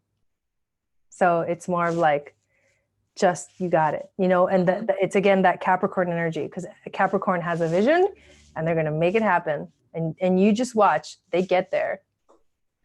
Yeah. And you know what? Capricorns are workaholics too. They are too. They can totally, they know that's a good thing because that's how they end up being the one with like the most right, resources. the one that succeeds. Yeah, right? Like, how did you get that? Where did you go? They're really generous too. So they like to give to others. Yeah. So Mel's wants a general reading for her and her twin flame. Can I show you the first card that I pulled? Because I think it's so funny. The first card I get is like Passion Ignited, but I think it's funny that you said twin flame. Look, you can kind of almost see through it. There's a flame. Yeah. There's a flame in your heart, and you said your twin flame. I think that's so sweet because when someone reads you, Mel's, if you have a twin flame, they're probably reading your twin flame. So you probably never have to like split it apart like that. Most of the time you'll be synced up with the other person unless they're getting the reading too. But I do feel like, gosh, Mel's, as soon as I tap into your energy, I don't know if you drive a lot in the car, but I feel like I see you like taking a left and then taking a right and then driving and thinking about things. And then like, there's all these different directions that I feel like you can go in, but I do feel like you're on path, and there is a warning too for this year. Overall, I feel like it's even a warning for right now as things move forward is to be careful of the self-sacrificing elements of sacrificing yourself. I feel like there's a certain amount of creative energy and thoughts and ideas that you have. And I'm not saying be fearful of those around you, but I do feel like sometimes you might have really great ideas and get really excited and share them with a lot of people. And then all of a sudden you might lose momentum regarding that because you've kind of given that energy away. And you may notice that others around you are, this feels like kind of a random conversation. Like, I feel like you're really, really strong communicator. I feel like you're talking to a friend and you give them an idea, but later you feel like they've stolen your idea, sort of thing. So keep those ideas, the ones that are really important to you, close to your vest or your chest. Keep it close to your heart, and only like have certain people that you do talk about those passion projects with, but keep some of it to yourself. It's okay to kind of keep it under wraps or keep it undercover. I do feel like you're so self-sacrificing. You'd be willing to give up your ideas, but some of these do equate to money for you. They equate to abundance for you. Don't give it all away if you can. I feel like in this way you are a giver as well. And sometimes you don't recognize too, it makes us feel good to give, that if we are oversharing or over giving to others, we may be sabotaging ourselves. So there's a bit of a self-sabotage element. You are supposed to work with people too. So that's the other dichotomy or the duality in it, is that I do feel like you have all these different partners that are showing up that want to work with you, and your vision is super your vision is something that they're going to be inspired by as well. So sharing the vision doesn't mean necessarily sharing all of the strategy behind it, if that makes sense. And then this year feels like you're really falling onto that firm foundation. So this is a good time to also kind of weed out anything that's in the cracks or the crevices that are causing anything to, like, especially some of these creative projects and the work that you're doing, your soul work. If it feels like there's somebody who's sabotaging, this is a good time to really cement in your vision for the year and stand your ground with people. I feel like you may be challenged by others too. This is a very empowering, confidence building activity that you're going to undertake, but overall, I do see you as a victor. I don't feel like you accepting no for an answer, but I do feel like there is this aspect of you where you overgive. And like, if that doesn't get into check this year, I feel like you're going to feel like your resources are bleeding out. You might see that monetarily affecting you as well. Okay. So what I rolled from the dice is Saturn in Aquarius in the 12th house. And then you've got the South Node, the 6th house of work and routine and the everyday life, and the earth element of stability. So it was interesting because I was looking at the South Node card and thinking, well, what is the message here for this, like, twin flame relationship that you're like asking about?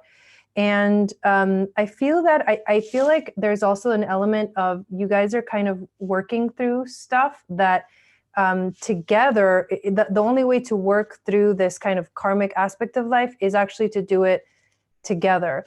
But there's an energy of like, this relationship it's different than any other relationship you've had. And I feel that with the Aquarius energy, because Aquarius is ruled by Uranus, and Uranus is the planet of, it's like, it's different. It's also electric. And the electricity that Aquarius energy or Uranus kind of activates it's kind of like that Kundalini energy. So I feel like Kundalini is awakening. Kundalini is rising. This is also a relationship, or you guys are also in kind of a space where it's important for you to know like what is important to each of you. It's important for you guys to be in a space of understanding each other on a maturity level, or at a mature level. And when I think of also Saturn in Aquarius, this is coming up too. The next solstice, by the way, tomorrow is the winter solstice. So this is probably like solstice readings at the same time without us even knowing. But next solstice, so next year, winter solstice, is December 21st of 2020. And that's the day that Saturn and Jupiter both move into Aquarius together at 0 degrees.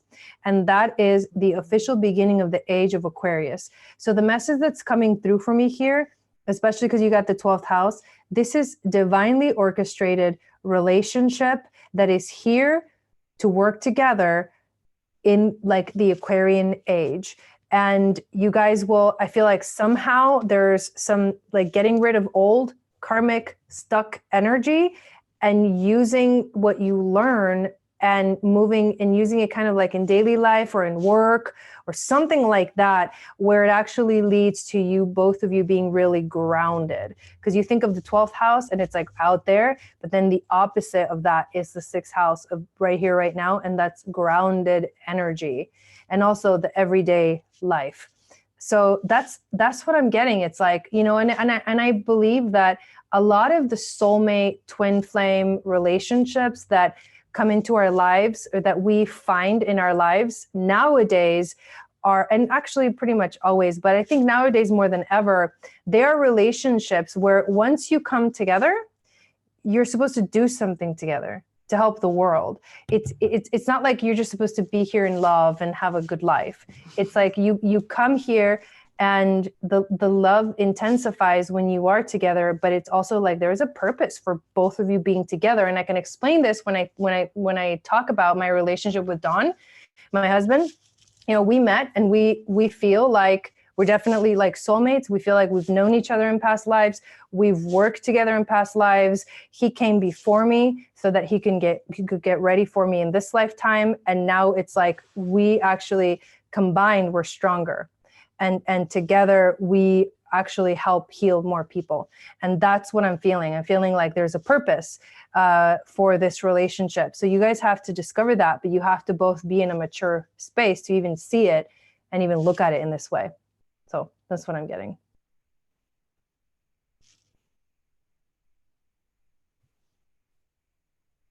Did you want to add something?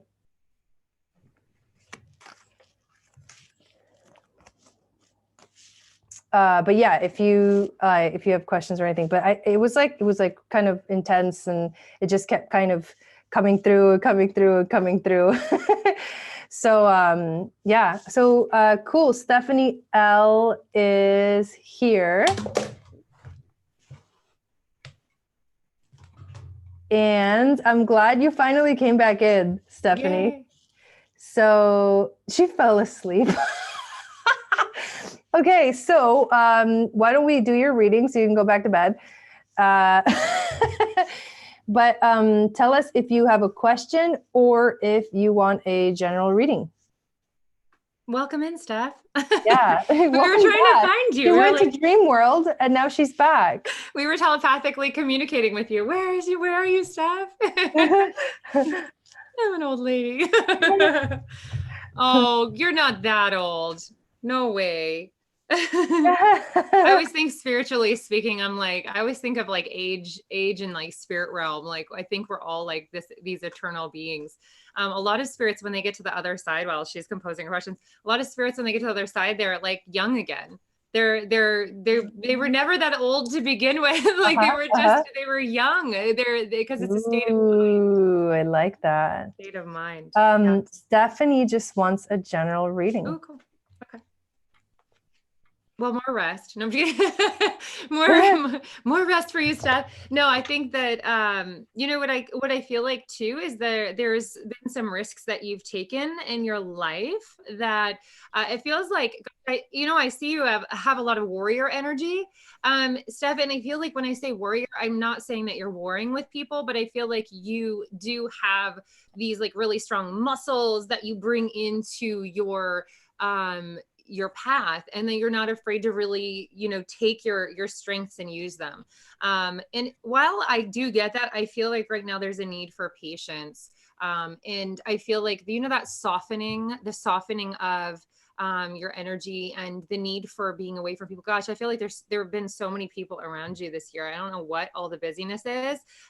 It feels like a physical thing. Like you've literally been around a lot of people.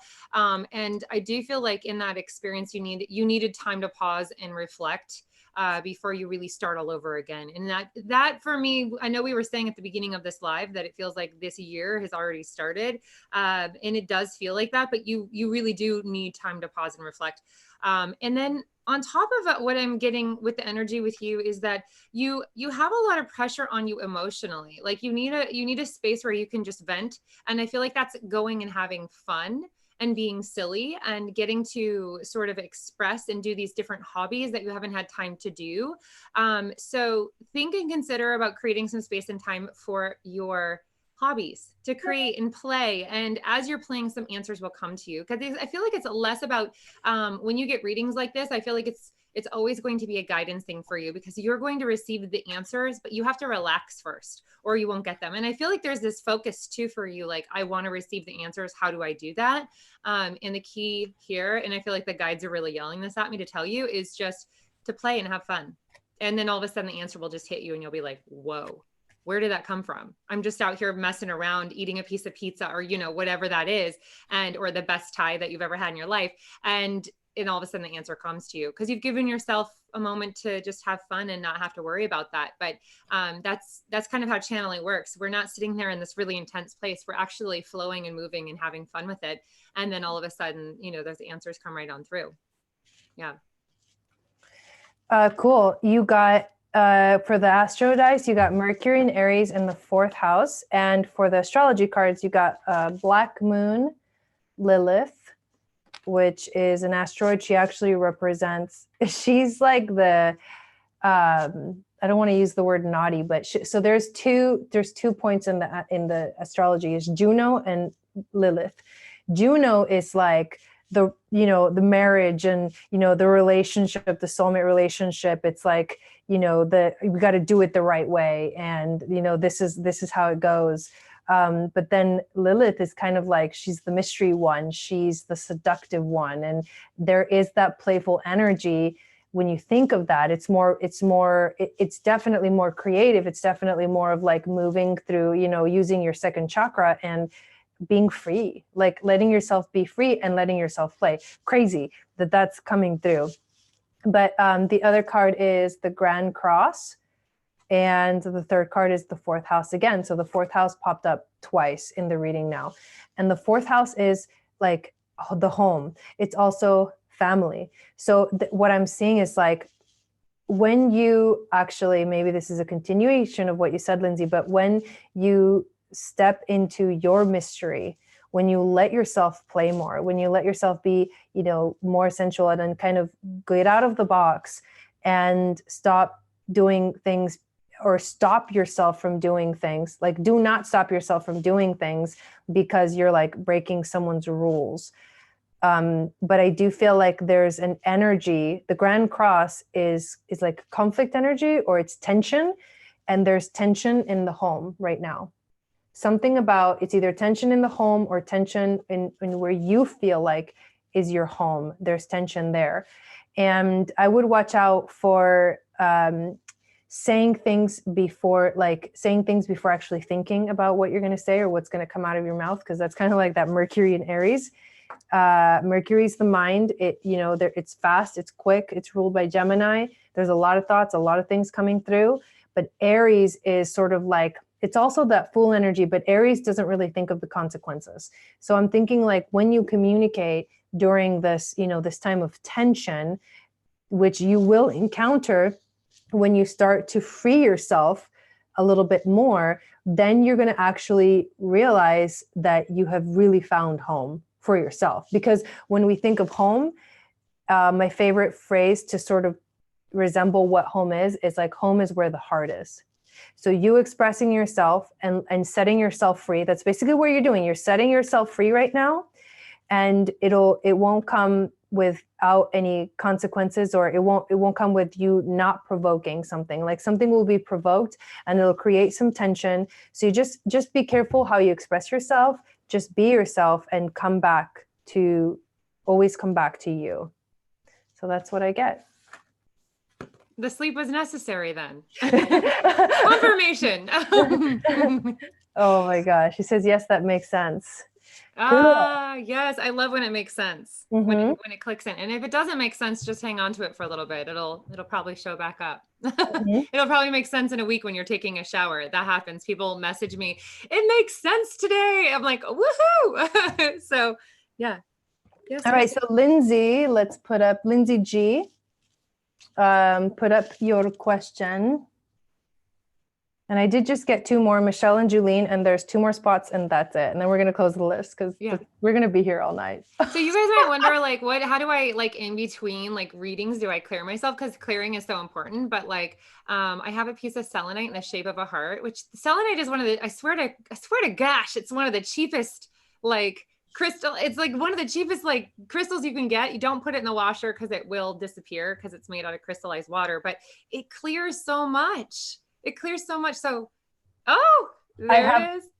I have this, this is my favorite. This is a Lemurian seed crystal. It's from Colombia. This is like, it's a natural crystal. You know, some of them are kind of shaped.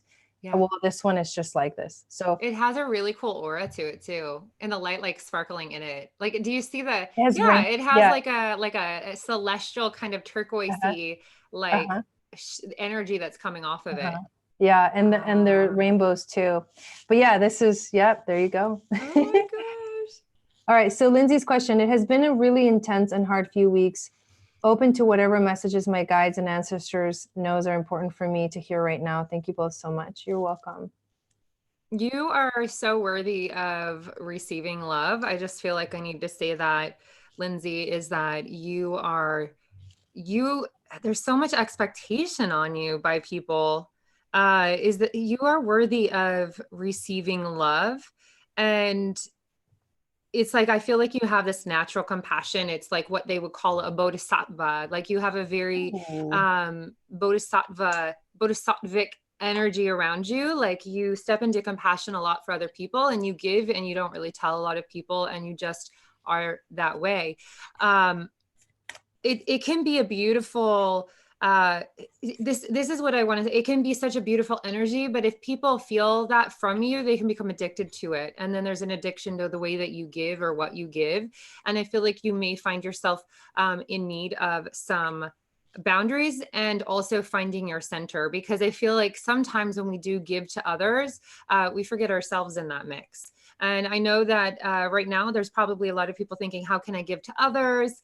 It is the holiday season. I want to gift other things to other people. But I feel like when you say it's been a hard couple or an intense couple of weeks, I feel like the message that I'm getting for you is that this isn't about the outside world. It's about your inside world. It's about what's going on internally right now. And I feel like it's easy to get distracted and look external of ourselves for things. But it feels to me like, when was the last time you really checked in with yourself? When was the last time you really sat with you and said, how am I doing? And this may also mean like you need some more clearing techniques in your environment. And that may be releasing physical items. This may be releasing certain people in your life that are not for you. And this may also mean that you are needing that stop, that pause, and to check in with yourself. What do I need? And then from there, with needs, it's acknowledging that you have the resources. Jai has mentioned the Capricorn energy quite a bit, is that you have resources that you can give to yourself. Sometimes we can feel very victimized by things in our life that have happened to us. Why did this happen to me? Why is this happening to me? And then we get to this place where we feel like we don't have the answer. We don't have the resources, but we do have access to those resources. And I feel like there is a resource for you that you can use and give to yourself. But it's acknowledging that you can give it to yourself, you know, and this sometimes is like in relationships where we're not getting something from someone else. And I'll use an example in my family. One of my relatives and I just don't get along, and I never receive validation from them when I'm talking to them. And I'll give them so much and they'll just kind of like smooth on over. And it's like very narcissistic. It's very much about them. And it's like really just acknowledging what has been said. And that like feels like good communication etiquette, but I'm not going to ever get that validation from that person. And I know that. So I have to give it to myself, and I have to resource in that moment. Like, this is something that I'm communicating. I have no attachment to the person receiving it. I have to remind myself I have no attachment to this person validating it. I'm going to give it and let go. And then at that point, I have to still protect the boundaries to keep my center. If they require more of me, or they, you know, they hook me in, I've got to recognize that and say no, that, you know, that isn't for my highest good. That's not going to keep me in my center. And what is healthiest for me and aligning in my health is that I keep that center, because I feel like it keeps coming back to your center, your center, your center. Because it feels like when somebody pushes you off that center, all of a sudden I feel like everything else just feels out of sync for you. And I feel like, I don't know if there's grief or there's a family facing potential loss here, or there was a loss, but I'm picking up that theme, and come back to the compassion for yourself and the self-love. You're an example. So when you do this for yourself, others around you will do it for themselves without you needing to say it. I love that. You actually got the moon in Libra in the 3rd house. And I also pulled the lightning card for you. The moon in Libra always is about balancing your emotions. So the first thing that you need to do right now is to find balance in your emotions. And there's so many different ways to do that. There's crystals that can help with balancing, like rose quartz, actually, because coming up for me, it like calms the heart and it opens you up to more love and compassion for yourself mostly. The 3rd house is also of communication, which is interesting because Libra, this is about communicating your emotions, but also with the purpose of finding, of communicating, but of finding like a resolve or something. But this doesn't necessarily mean that you actually have to, you know, go to the person that's creating the chaos or the conflict and find a resolve with them. It means you have to find the resolve within yourself. But I do feel like if things have been crazy, but I also feel like things are about to change, because the lightning card is like the instant shift. And I'll tell you what the lightning is all about. So this is electrical energy. And the lightning bolt brightens the sky and strikes the earth, accompanied by the mighty sound of thunder. And this phenomenon has a positive aspect. The light illuminates the earth and the psyche. But there is a destructive side as well, because the bolt can burn and even kill if it's too strong. So your invitation is the forces of the upper world are, and that's like the divine, the angels, they're investing their gathered energies to ignite you with new inspiration and creativity. So allow this divine gift of awakening to take root in your being and enjoy a renewed sense of clarity, passion, and vision. And I feel like that just kind of sums it up. It's like just take in the gift that you're receiving, because you are definitely receiving a gift from we call it in Pachacuti Mesa the Hanak Pacha, the world of the Hanak Pacha, the upper world.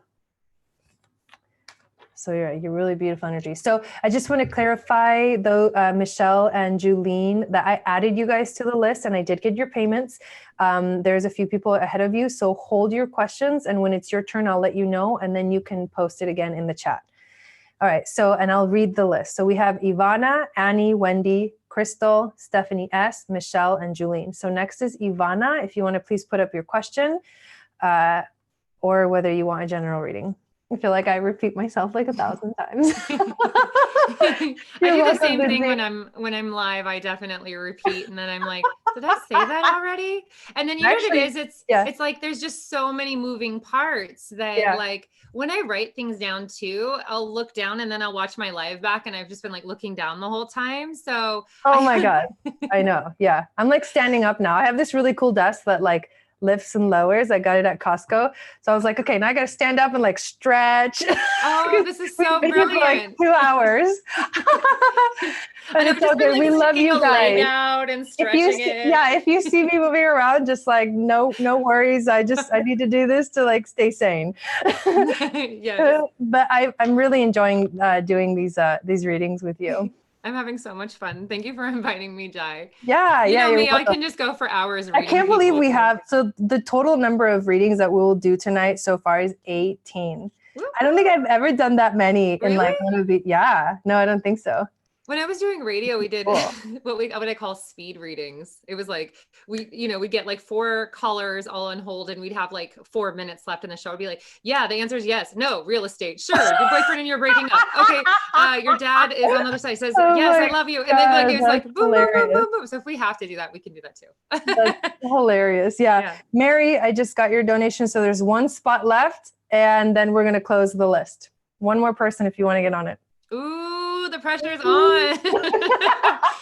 Pressure is on. So Ivana, if we don't see your question, then we'll go to Annie and then we'll come back to you. So Annie, if you are ready and you just want to kind of pop it up, I just want to keep it going, like, because otherwise we'll be here all night. So again, it's Ivana, Annie, Wendy, Crystal, Stephanie S, Michelle, Julene, and Mary. Have a good night. Have a good night. I can't remember your name, but yeah, you're welcome. Okay, so Annie, here we go. Open to any message that Spirit wishes to share. Thank you, lovely ladies. You're welcome. Okay. Wow, that's it's so interesting, Annie. As I like tapped into your energy, I felt whenever energy comes in, I spend a moment just to kind of go, whoa, what is that? And I felt like there was you made some huge shifts this last year. Like there has been some movement of like energy that's moved, because I feel like I felt that energy, and then all of a sudden I feel you literally physically moving it. And this feels like you alchemized a lot this year. Okay, so I'll be honest, you have a bit of this chaotic energy that's coming in this year, and it feels like a lot of things moving still. But this is like, have you ever been in the middle of well, actually, I'll just say the middle of a horse race. Have you ever seen these horse races, and how the horses and the jockeys are on top, and they're all like trying to move to get into a different position? And it feels like there's a lot of movement happening around you, and I'm just seeing a horse race happening. And I feel like you're one of these jockeys on the horse, and you're just navigating all these difficulties on your path. But I feel like you're having fun with it. Like, I feel like when you're in competition, you're actually in a good energy. Like, I feel like part of your persona, part of your personality requires that you are around others.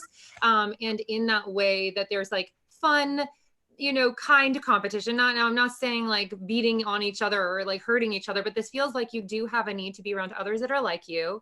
And that you're very victorious. Like, I see you holding, and this card, I'm going to show it really quick, reminds me of this year for you is like, you're in a state of victory. Like you are like, sorry, that was a cool card. Yeah, you're like, your hair is flying in the wind, and you're like busting through, and you're protected on this card. There's all this great energy. And the red to me represents that passion. It represents like you in the physical world, like fully embodied. So don't overanalyze it. Just, go out there and do your thing. That's what this year is about for you. It's like all the physical is aligning around you though with that. You know what I got, that what I felt the energy of when you put that card up is the Chariot card. Oh yeah, that's kind of what I always think of when Chariot, I see this. Chariot energy of like, you're on the horse and they're taking you there because you chose the right path. Yeah. Like that kind of thing. Yeah. Or like the momentum is just like going. She says, no stopping me now. So I'll show you what I got. We got the Sun in Scorpio in the 6th house from the dice. We also got the 9th house of faith or spiritual integration, the 3rd house of messages and communication, and Jupiter return, like benefits. So do you know what sign your Jupiter is in? But anyways, that's what I want to start with, because Jupiter right now is in Capricorn, and it just moved into Capricorn, and it's going to be in Capricorn for a whole year. And as a collective, this is the energy that we need to like get to like create and manifest the things that we've been like sort of planting seeds of, but now it's like time to actually do the work to make those things happen. Like this is what this year is about for all of us. So when I think of the energy of Jupiter return, it's like Jupiter is going to bring you that abundance that you were looking for in your life. And it kind of matches what you're saying about her, where she's going. It's like that momentum is building. I also feel like this is something like for you, this year is a year of spiritual integration. And so when you start to merge, like sometimes we feel like, okay, we're having like, here's our regular life, and we're like, do, and here's our spirituality over here. And we have like this separation between the two. But when you merge the two together, which is what I'm feeling for you, Annie, you become one with yourself, like you become one with your soul. And then whatever you do, wherever you are and whatever you do is like divinely guided. Almost like you were saying, like you're always at the right place at the right time, because that's what's supposed to happen. But when you bring the spirituality into your everyday life, it's almost like you become the answer, or you become that example. And so there's no way that you can't have prosperity in your life. Like there's no way that that's not going to manifest in your life, because that is exactly what happens when you merge those two things together. When you let your soul speak through your actions in this physical time-space reality. So that's the message that's coming through. I feel like there's a lot of tears and like emotional energy too. Like there is some amazing emotional energy there for you, Annie. And I also get this urge to just say like, you know what, like there's going to be an alternative path for you. It's not like, you know how in the 3-dimensional world here we are, working jobs that like we might go, this isn't exactly what I want to do.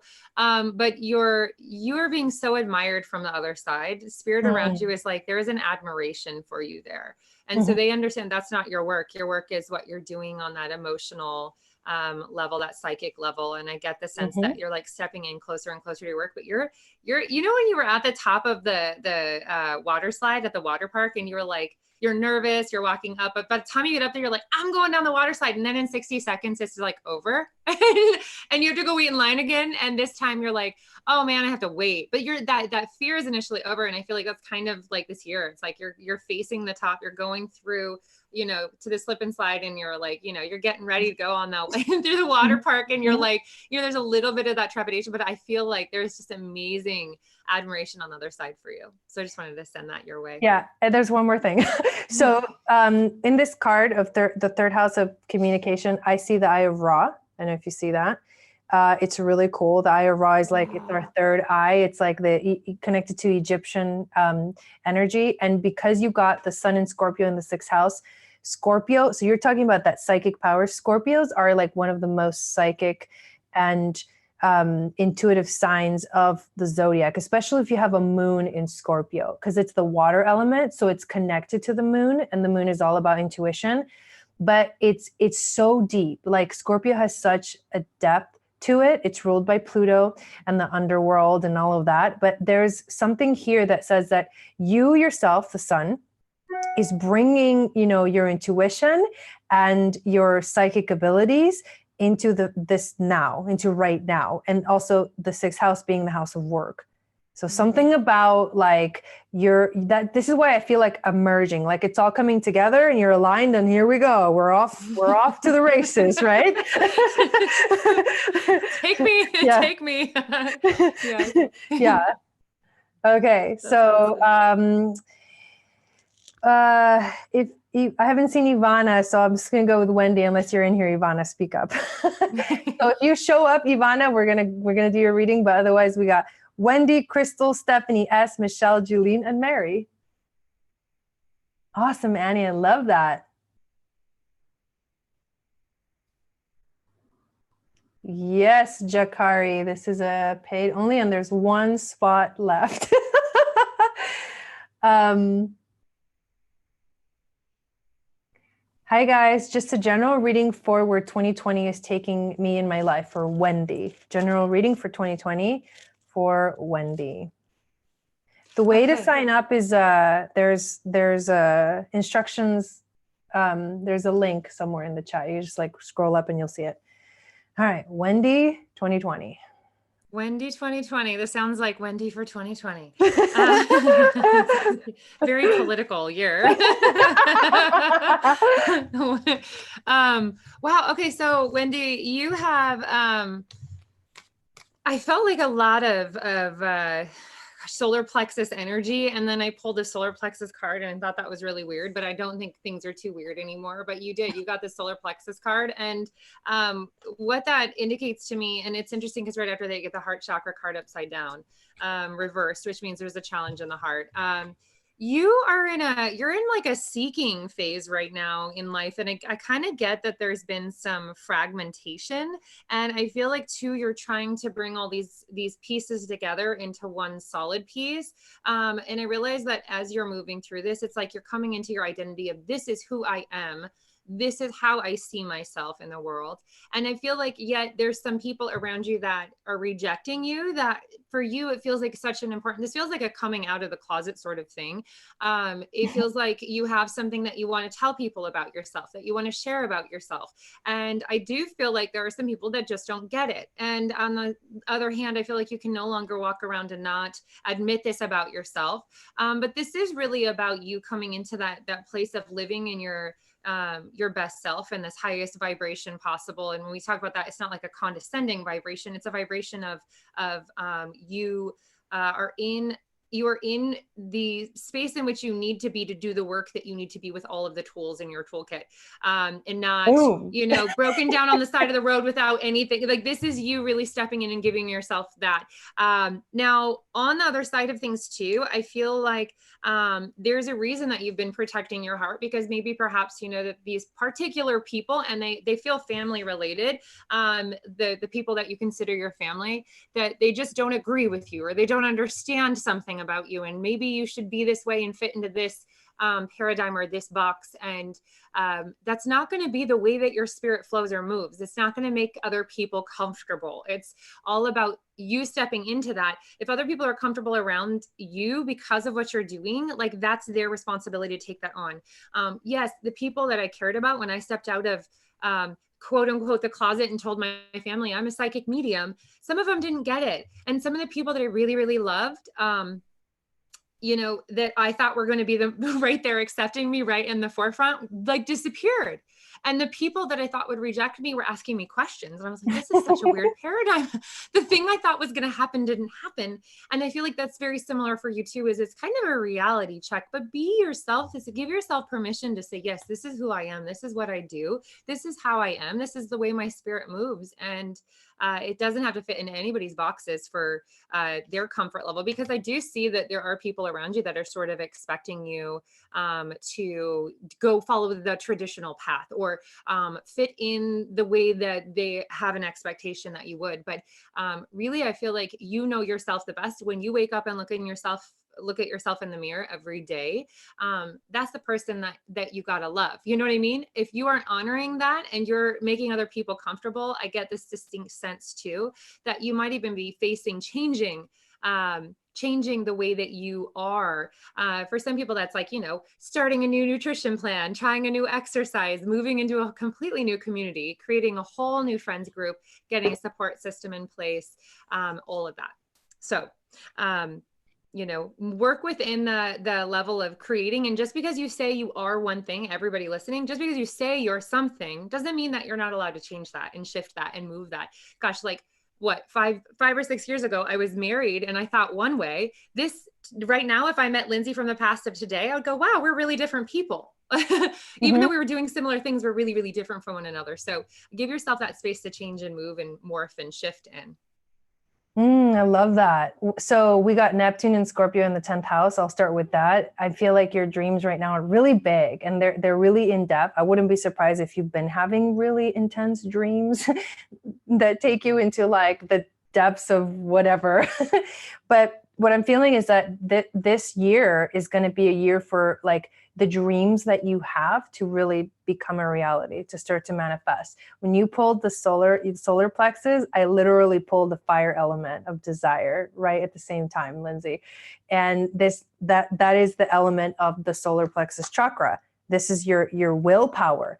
This is like it's activating so that you can literally start to make things happen. Because when that fire is out, it's like that's insecurity. But when the fire is strong, it's confidence, it's willpower, it's strength, it's courage, all of that. Like you just like plow through it. I also feel like this is going to be a year that you're going to continue to heal yourself, because you did get the Chiron card of healing. So there's still a lot of healing that is going to happen, or that is happening right now. But in the end, what I really feel like overall, what 2020 is going to be for you is like this Grand Trine card of blessings. And I feel like it's because you're doing the work and you're activating yourself with the fire element of desire. It's like you finally know and you realize that you actually want something. Like sometimes we can be in this space of like, I don't know what I want. I don't know what to do. Like I've always done what everybody else wanted me to do. But this fire is like, no, I finally know what I want to do. So I'm just going to go do it. And that's why I feel like the blessings are coming. The healing is happening. And your dreams are literally going to like come into fruition. Yeah. You're welcome, Wendy. She said she felt like things were on fast forward, and that her aura picture showed that. So yeah. you picked it up. Yeah, awesome. Cool. Nice. I love that. So Ivana, if you're here, or Crystal, if you're ready and you have your question, just go ahead and put it up. Thank you, guys. Oh, damn. Yeah, you're welcome, Wendy. And thanks, Brittany, for helping to moderate. And then Leanne was helping there for a little while. I appreciate you guys. And Gordon was in there too, telling people to give the video a thumbs up. If you are here and you haven't yet done that, X out of the chat, and then give the video a thumbs up, and then come back into the live chat. This is going to be significant. The name syncs are crazy. Is there any more karma that I need to work on before 2020? Will you, that's Crystal. Okay. I was going to say, I think that's Crystal. I was like, I think that's Crystal there. Okay. Okay. Awesome. So, I was unsure though. Okay. Is there any more karma that I need to work on before 2020? Oh my God. That's an intense question. You know, actually, I feel like the guides are telling me no. Like it's a tricky question, because I don't think we're in human form. I don't think we're ever not working on something karmically. Like you're teaching, you're a student, you're resolving things. And so even on the other side, we have patterns and cycles in which, even though we're on the other side, when we're paused for a moment, it doesn't mean that we've stopped growing or learning or teaching. So it's interesting, because I feel like you're supposed to be pausing right now, Crystal, to celebrate everything that you have done so far. It doesn't feel like you've really given yourself the like kick your feet up and enjoy the moment and celebrate yourself. Like have a little bit of a moment where you can be proud of yourself, because I do feel like it's really important to acknowledge all that you have accomplished. And I feel like you're in this place where synchronicities are kind of going to be occurring more and more and more for you. I feel like you probably have already had them showing up. I feel like I keep seeing repetitive numbers. You're in this flow. I really see a lot of you don't take the form of, it's interesting. I feel like there's an expectation from people around you that you should be a certain way, but I feel like you're actually, I see like this person who has like a very businesswoman like energy. And I think people expect you to sort of be you know, if you were working for a company, they wouldn't expect you to be in a place of management, but I feel like you're very, very good with people. And I feel like too, it's like in the spirit realm of things, I feel like you're managing people. There's a management aspect of this, where there's this riffraff going on around you, and you have stepped into a role in this lifetime that partially feels like you've agreed to being the example and guiding others when they need help, and putting up with a certain level of like spiritual immaturity, and not, again, not to be judgmental, but I do feel like you are going to surprise a lot of people by being who you are. And there might be an expectation from the world that you are one way, but in fact, I see like these synchronicities are showing you're on the right path. Continue to keep looking for your spirit signs and your synchronicities that come through. I kept seeing numbers repeating over and over and over and over and over again. Like, I don't know if you're seeing it on the clock, you're seeing like 1-1 or 11-11, and it's on a receipt and it's on a clock and somebody says it. And then, you know, I keep seeing it though. Waking up in the middle of the night, look at what time it is. Don't get too caught in that like whole, oh my gosh, I got like 15 synchronicities. What does it all mean? If to me, it always means you're in the right space at the right time. Mm-hmm. You're exactly where you need to be. You're in that flow. And that's why the synchronicities happen. Don't get stuck there though. And I also feel like guides are saying, don't get stuck in lingo world, because I feel like, do you know, when we're like talking about the fifth realm of the 10th dimension and the 116th chakra, like if you can avoid that, because you need, you need to be able to reach people. And I feel like some of this lingo can hold you back. And I feel like the guides are saying like, let go of some of the lingo and find a universal way to say it, because you're going to reach more people. And I do feel like you're supposed to be doing more like along the lines of YouTube or writing or blogging or something like that as well, like making yourself more available to be seen, but in a way that is just like what Jai is doing here, you know, and what I'm doing. It's just like reaching out, making an outreach for people, and funneling them in a way to what it is that you do, but not having to take responsibility for every single person, if that makes sense. So I'll tell you, it's funny that you asked this question, like, is there any more karma that I need to work on before 2020? The truth is, collectively, we're done with that. Like we're done with that phase. What we're actually doing, it's like, one of my favorite astrologers that I follow on YouTube, and he's got his own thing. I got to give him a shout out, because like, he's been really like inspiring for me. He's very like different and sort of, you know, he's not your average astrologer. I'm just going to say that he's not for everybody either. But one of the things that's so exciting, you know, that he says, he describes the time that we're in as there's two boats or there's two ships, and you can either take the ship that, you know, you'll get on this ship, like you'll have access, so you'll have a ticket to this ship that's going towards destiny and love and freedom and growth and all of that. If you have done the work up to this point, literally up to like right now, right? Like we're in a solstice, we're about to have a solar eclipse. We just had a powerful full moon in Gemini. Like everything has been preparing us. And if you're not on that boat, you'll be on like, you know, the other boat where like things don't really go as well, where things just keep getting worse and worse and worse, because you didn't really make the choice to move towards your destiny or to move towards your soul. So you have to believe that everything up to this point has led you so that you are literally prepared for the next phase. You have been, the message that's coming through too is your desire to know the truth, your curiosity, your quest to figure out the truth is exactly why you're in the right space at the right time. And there's really nothing to worry about when it comes to karma. Like you have to let that idea go, because there's a whole nother aspect of this collective, you know, astrology, or what's affecting us, the energies right now. And that is that karma is really like a thing of the past. Like right now, it's every moment you get to choose. And it doesn't mean that you're going to trap yourself into this, you know, cycle, this karmic cycle that you never get out of. Times are changing. And right now we get to choose every single moment, whether we go this way or that way, and the consequences will be kind of instant. They'll be instant. You're not going to get stuck anywhere. You're moving forward. So I would say focus more on that curiosity that is alive in you to know the truth, and there's also a lot of activity in your dreams. Like I feel like a lot of dream activity and creative activity. So focus on those things.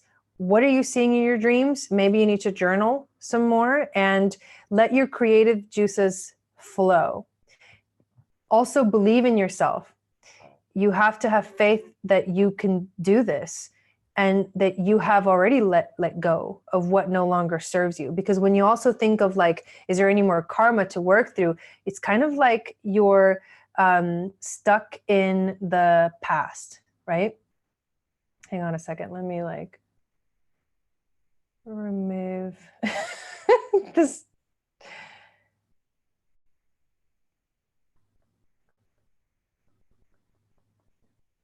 Anyways, if someone can moderate that, that would be awesome. Thank you.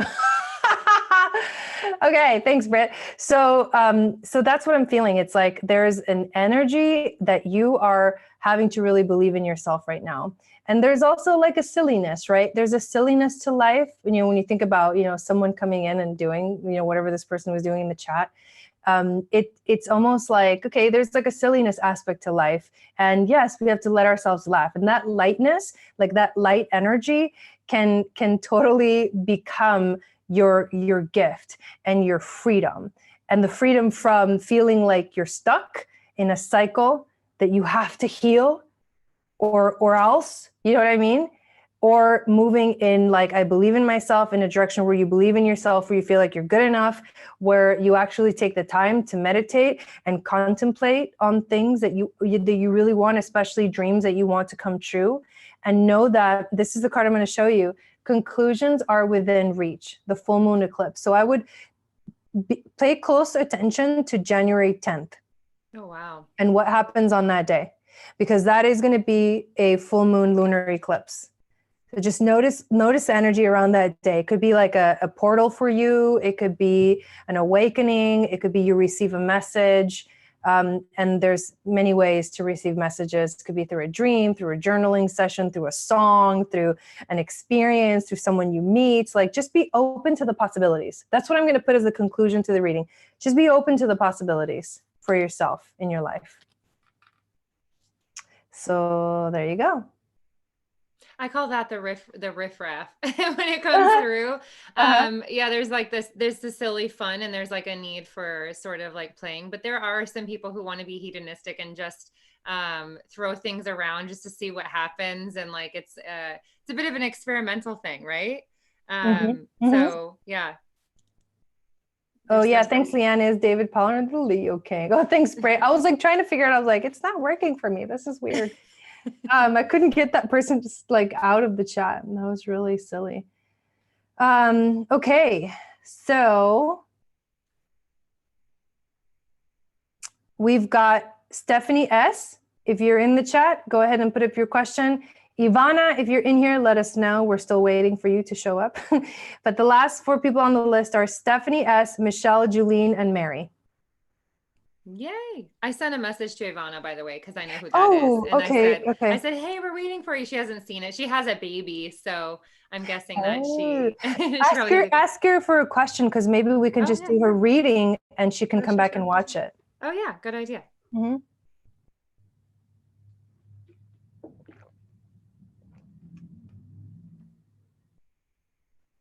And if your name is different in the chat than it is in PayPal, let me know, because I won't know that it's you, the right person asking the question. All right, Stephanie S.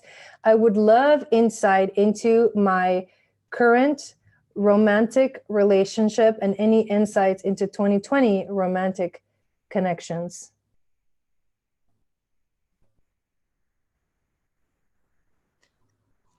Okay. Okay, so your insight into her current romantic Got it. And 2020 romantic connections.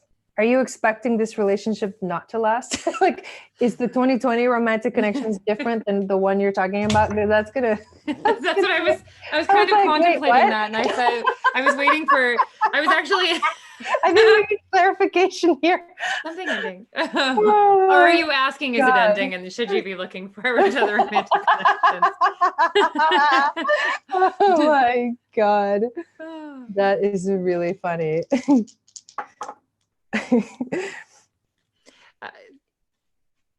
It doesn't have to do 2020 specifically. All right, Susan took the last spot. Go So the list ahead. is closed. If there's moderators still in here, will you please put up in like big capital letters, the list is closed? Who knows? I know Steph. I don't Okay. think that she's in a relationship right now that I can feel.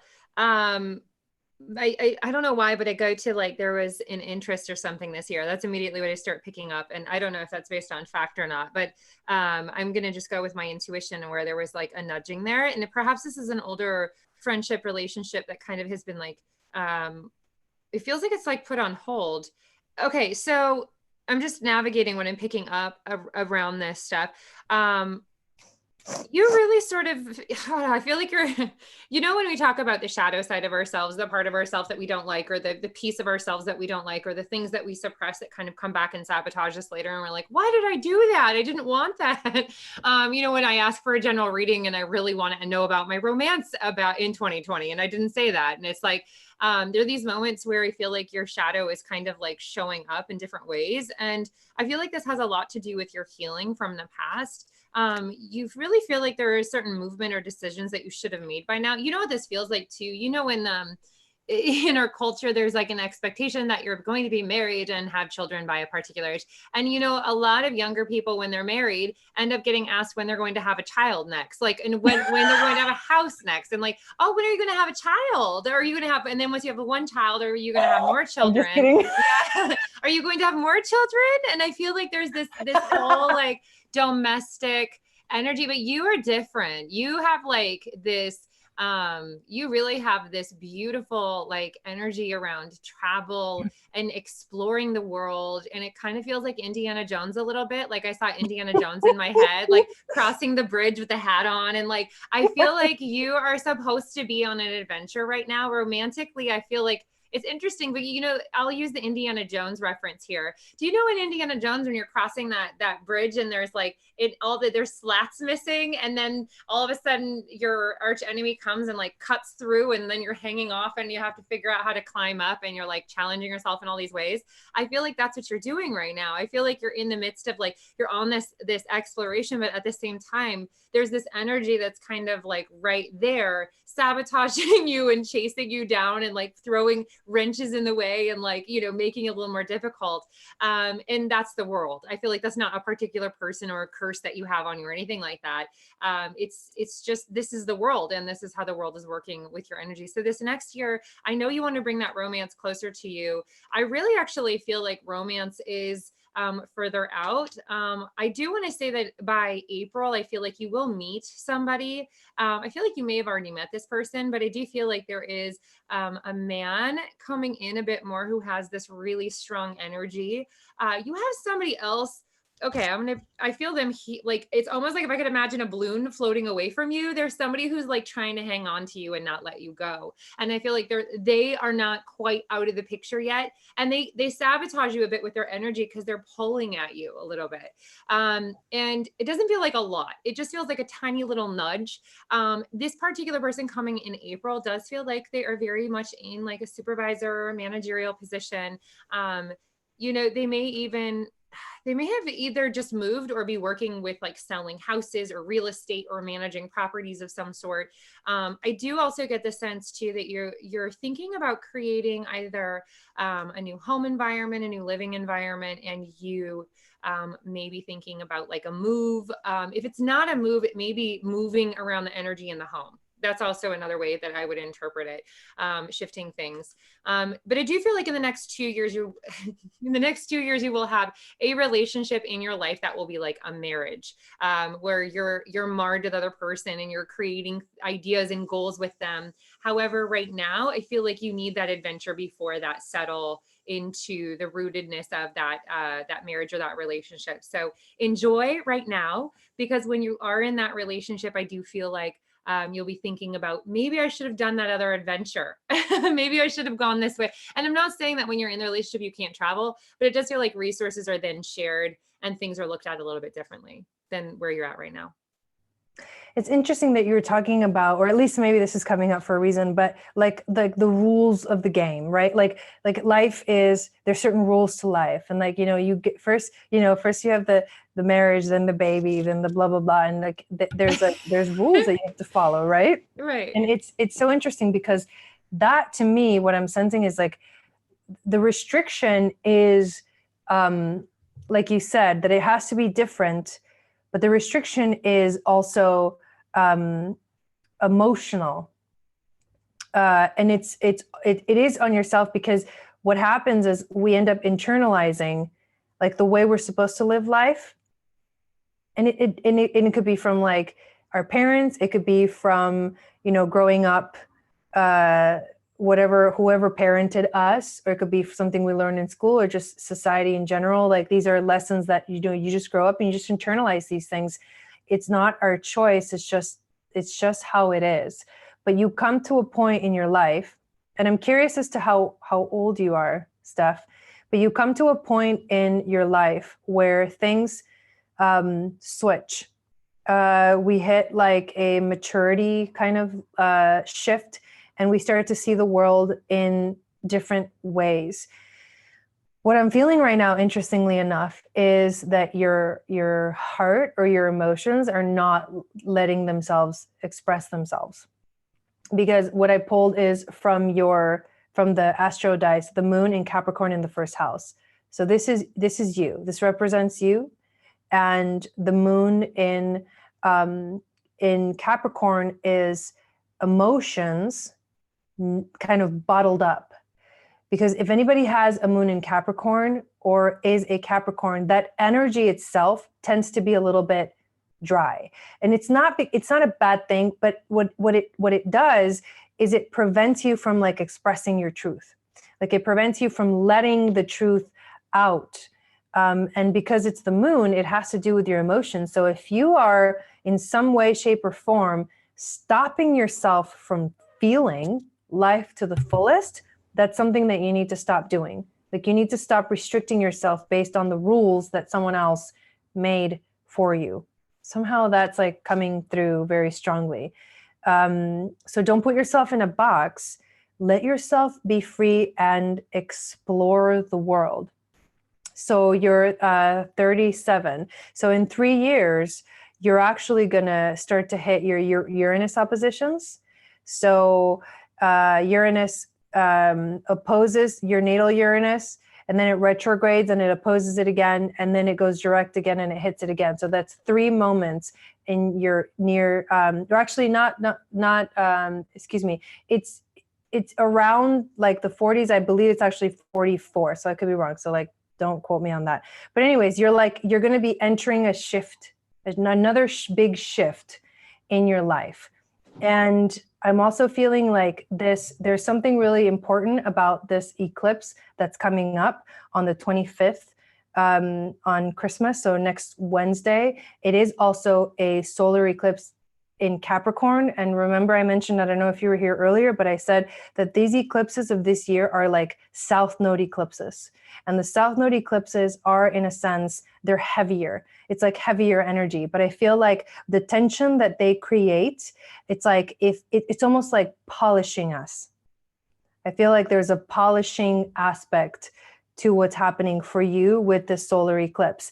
And then once you are like fully polished, right? It's like you'll shine like a diamond. And when you shine like a diamond, you'll be bright, and like people will be able to see you, and you'll feel that freedom of being able to express yourself, and maybe even inviting someone into your life that actually more aligns with your true self than with all that other stuff that actually is not you. That's kind of what I'm getting. So you have to like activate more of that playful energy in your life and be honest with yourself. Like just be truthful with yourself about where you're really at, how do you really feel, and where do you want to take your life. because there's a big shift, there's a big revolution coming in your life that's going to actually it's going to turn the train, or turn, the direction's going to switch, and you're going to be like, oh, I'm supposed to be going this way. Okay. But you have to have that openness and that open-mindedness to be able to be okay with those kind of strong shifts. And then she replies with, I love the idea of getting polished. I was thinking, I was like, Indiana Jones would love that. Like, he would love the idea of dangling from like a ledge. I was thinking, oh, that sounds horrifying. And then I was like, polishing sounds okay. And then Stephanie's like, I'd love that. And I'm like, oh, it just shows your, your level of, magnitude here, Stephanie, like that you can, yeah, right. You can look at that and you're just like, it's all good. It's positivity. Okay. It. So we've got Michelle, Julene, Mary, and Susan. So Michelle, go ahead and put up your question. Oh, did he polish the stone in a movie? That's so funny. That's wild. I did not know that. I remember the chakra stones. You remember, if you watch it, it's so funny. They talk about chakra stones. And when I went to Disneyland in California, they had a ride, and there's a point where the chakra stones are like there. And I started laughing so hard on the ride, and everybody was so into it. And I thought it was so funny. And they're like, why are you laughing right now? And I'm like, that is hilarious.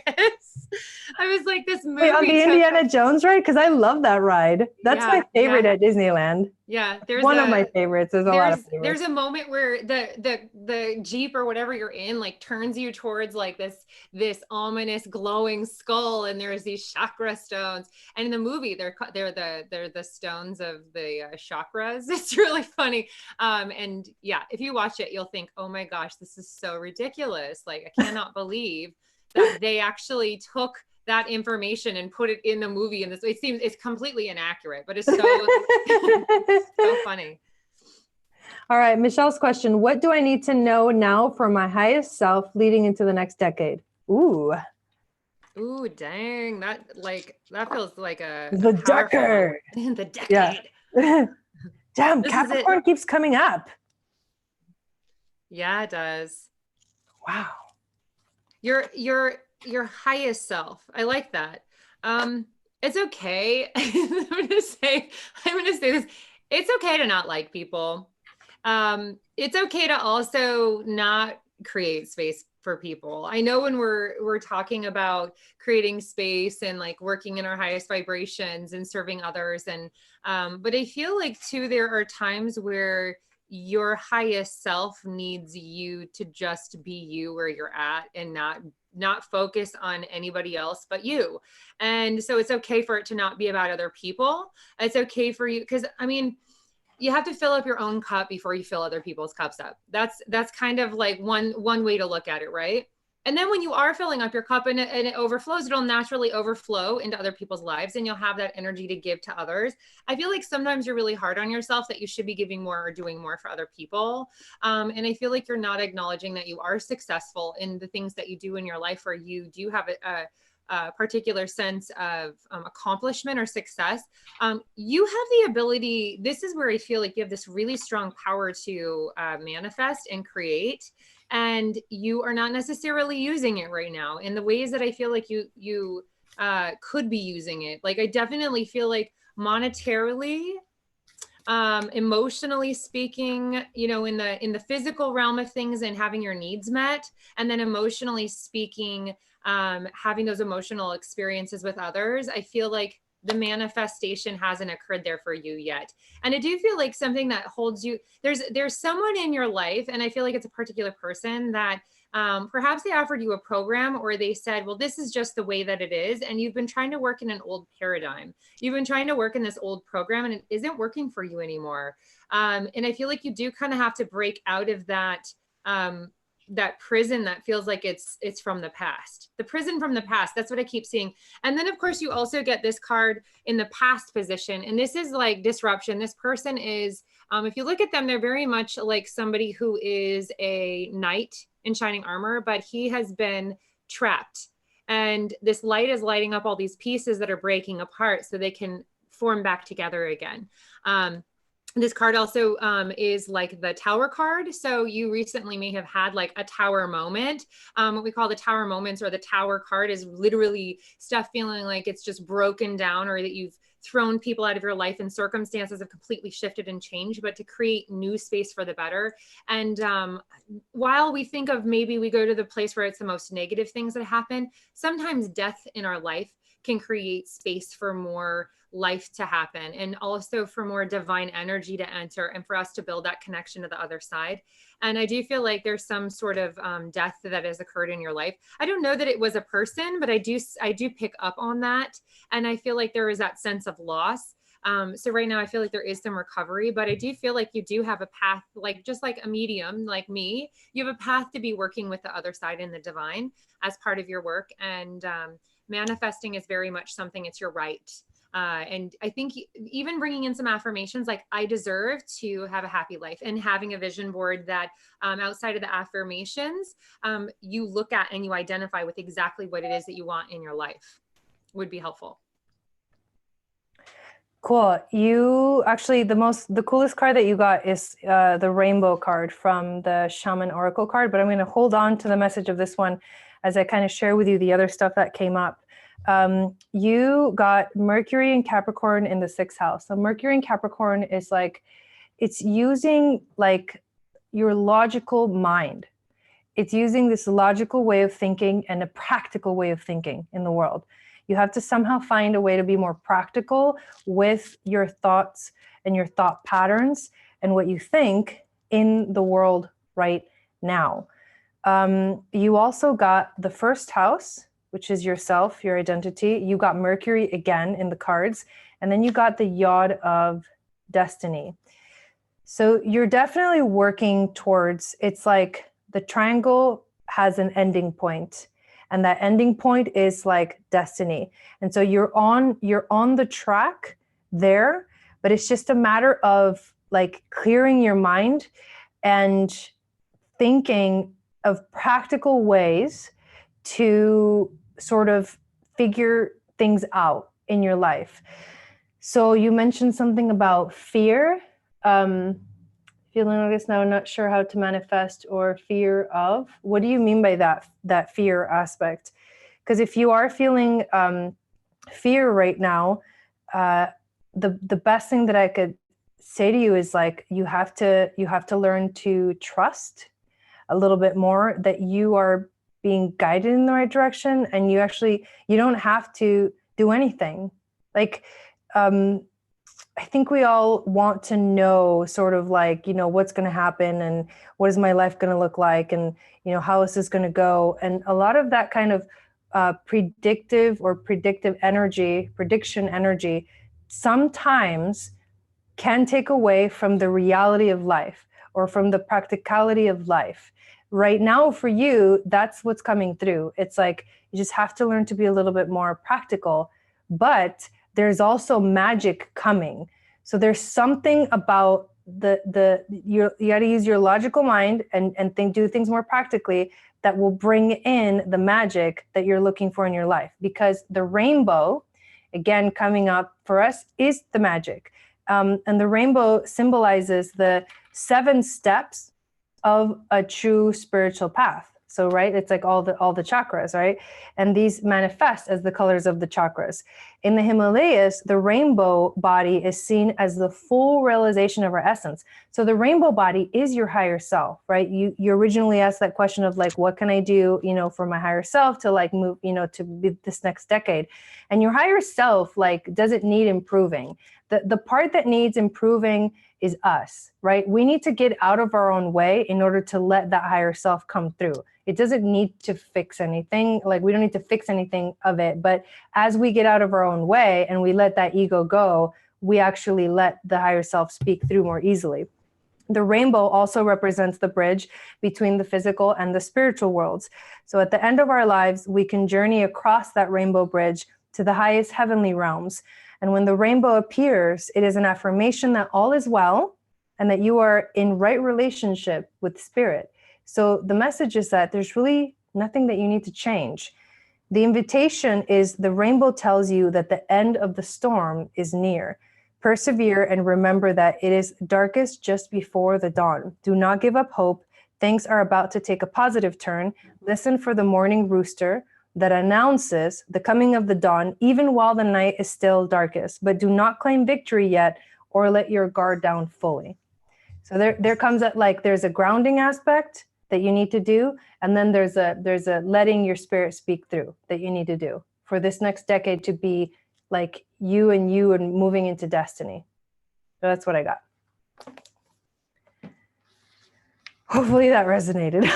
Yeah, you know, and the other thing that we had said on Monday was when you see something that is for you, say that is for me. That is for me. I love that. Yeah. Even if it's like circumstantially somebody else's, like it's a shirt that they're wearing, a pair of shoes that they're wearing, or, you know, so you see somebody with a full cart of groceries, or even if you're watching TV and people are happy and like feeling good. And like, perhaps it's like, if you know that you want to like live in a certain neighborhood, you show up to that neighborhood, you could even park there for a little bit, go to the coffee shop nearby and go, this is the coffee shop I'm going to be going to when I live here. So that is for me. And if you see something that is not for you, that you keep identifying with in your mind, it's a matter of going, that's not for me. That's not for me. It doesn't mean go.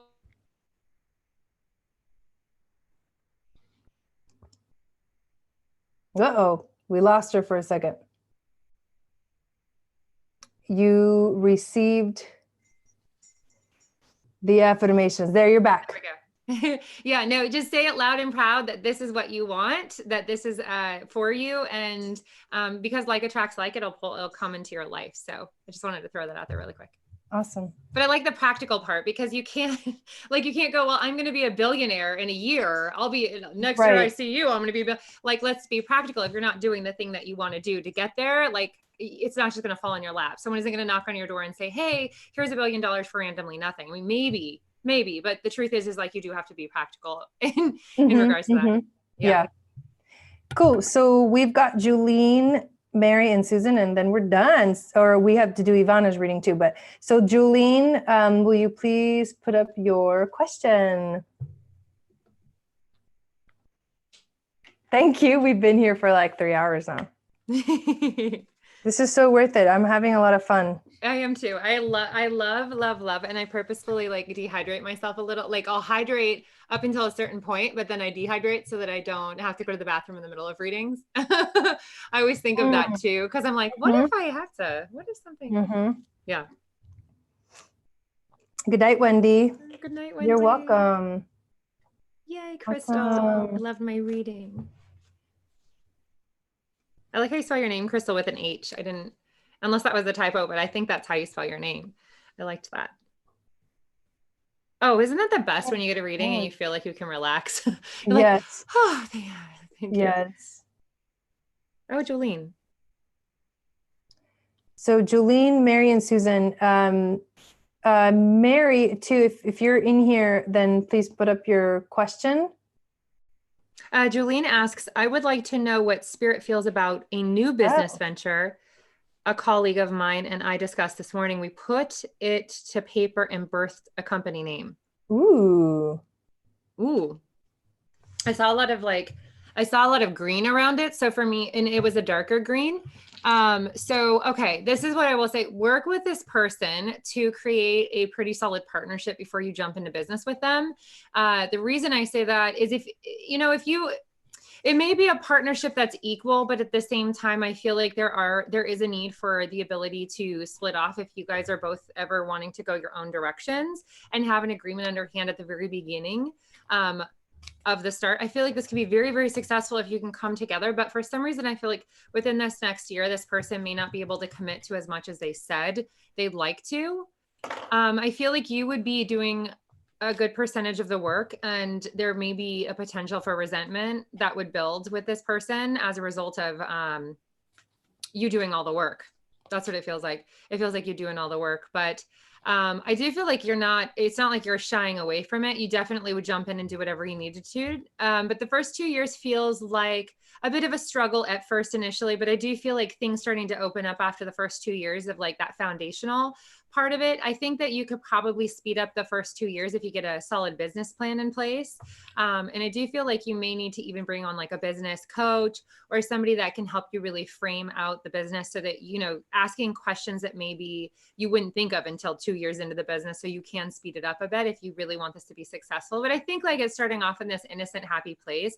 I do get a pretty positive vibe from it, but I feel like, overall, I feel like this person that you're working with has a potential for self-sabotage. So, and that may be like, I can't commit to that, or I can't follow through with that. And I feel like that's where it falls back to you. If you want the work to get done, you do it.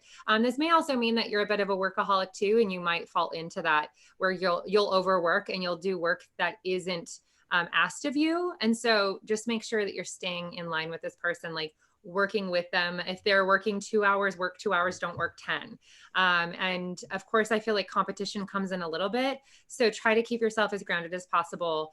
You have other places that your energy needs to go this year, Julene. So I feel like right now while this is a fun project, I feel like definitely get your feet on the ground and like look at how much time you really want to commit to this. Otherwise you may be the one carrying it, if that makes any sense. I think it does. So she did say, interesting, we've worked together for about 12 years on another project. Yeah. Yeah. It's like really interesting because I feel like this person, while you know them, is having some difficulties this year. And I feel like they're navigating these difficulties. They feel like intrapersonal. They feel like potentially connected to family, but I feel like this is a distraction. That's what I keep getting. It's like they're distracted and you're really, really focused, super concentrated on this, because when you say you're going to do something, you do it. Don't you? It's like, I get that with you, you follow through with it, but you're going to be following through on something they say they want to do. And it's like, maybe they've said yes to a lot, or they don't really know how to say no. Over committing or something. And they're not going to be able to fully dive in. Yeah. Interesting. Yeah. So I got the moon in Scorpio in the second house. We also got solar eclipse. We've got the Grand Cross, and we've got the 10th house of the world. So this to me is like a progression of like how it's going to go, which is really cool. I love that we're getting that kind of message here. The moon in Scorpio in the second house. So that is interesting because Scorpio is the ruler of the 8th house, which is directly opposite the second house. So there's that polarity there that is kind of at work here. So the second house is ruled by Taurus, and Taurus is the material world right here, right now. It's also finances, but it's also, abundance that comes, but it's yours. It's yours. Now, when you get to the 8th house of Scorpio, that is money, but that belongs to someone else, but it kind of comes to you. So I'm trying to like, you know, I feel like with the moon also, there's like an intuitive energy. And I feel like it's telling you to use your very powerful intuition to make the right decisions, and don't be fooled, interestingly enough, because Scorpio is like the underworld, ruled but also by Pluto. And Pluto transforms everything. And Pluto doesn't really have mercy. Pluto is like the Tower card that comes and just kind of destroys everything because something new has to be made.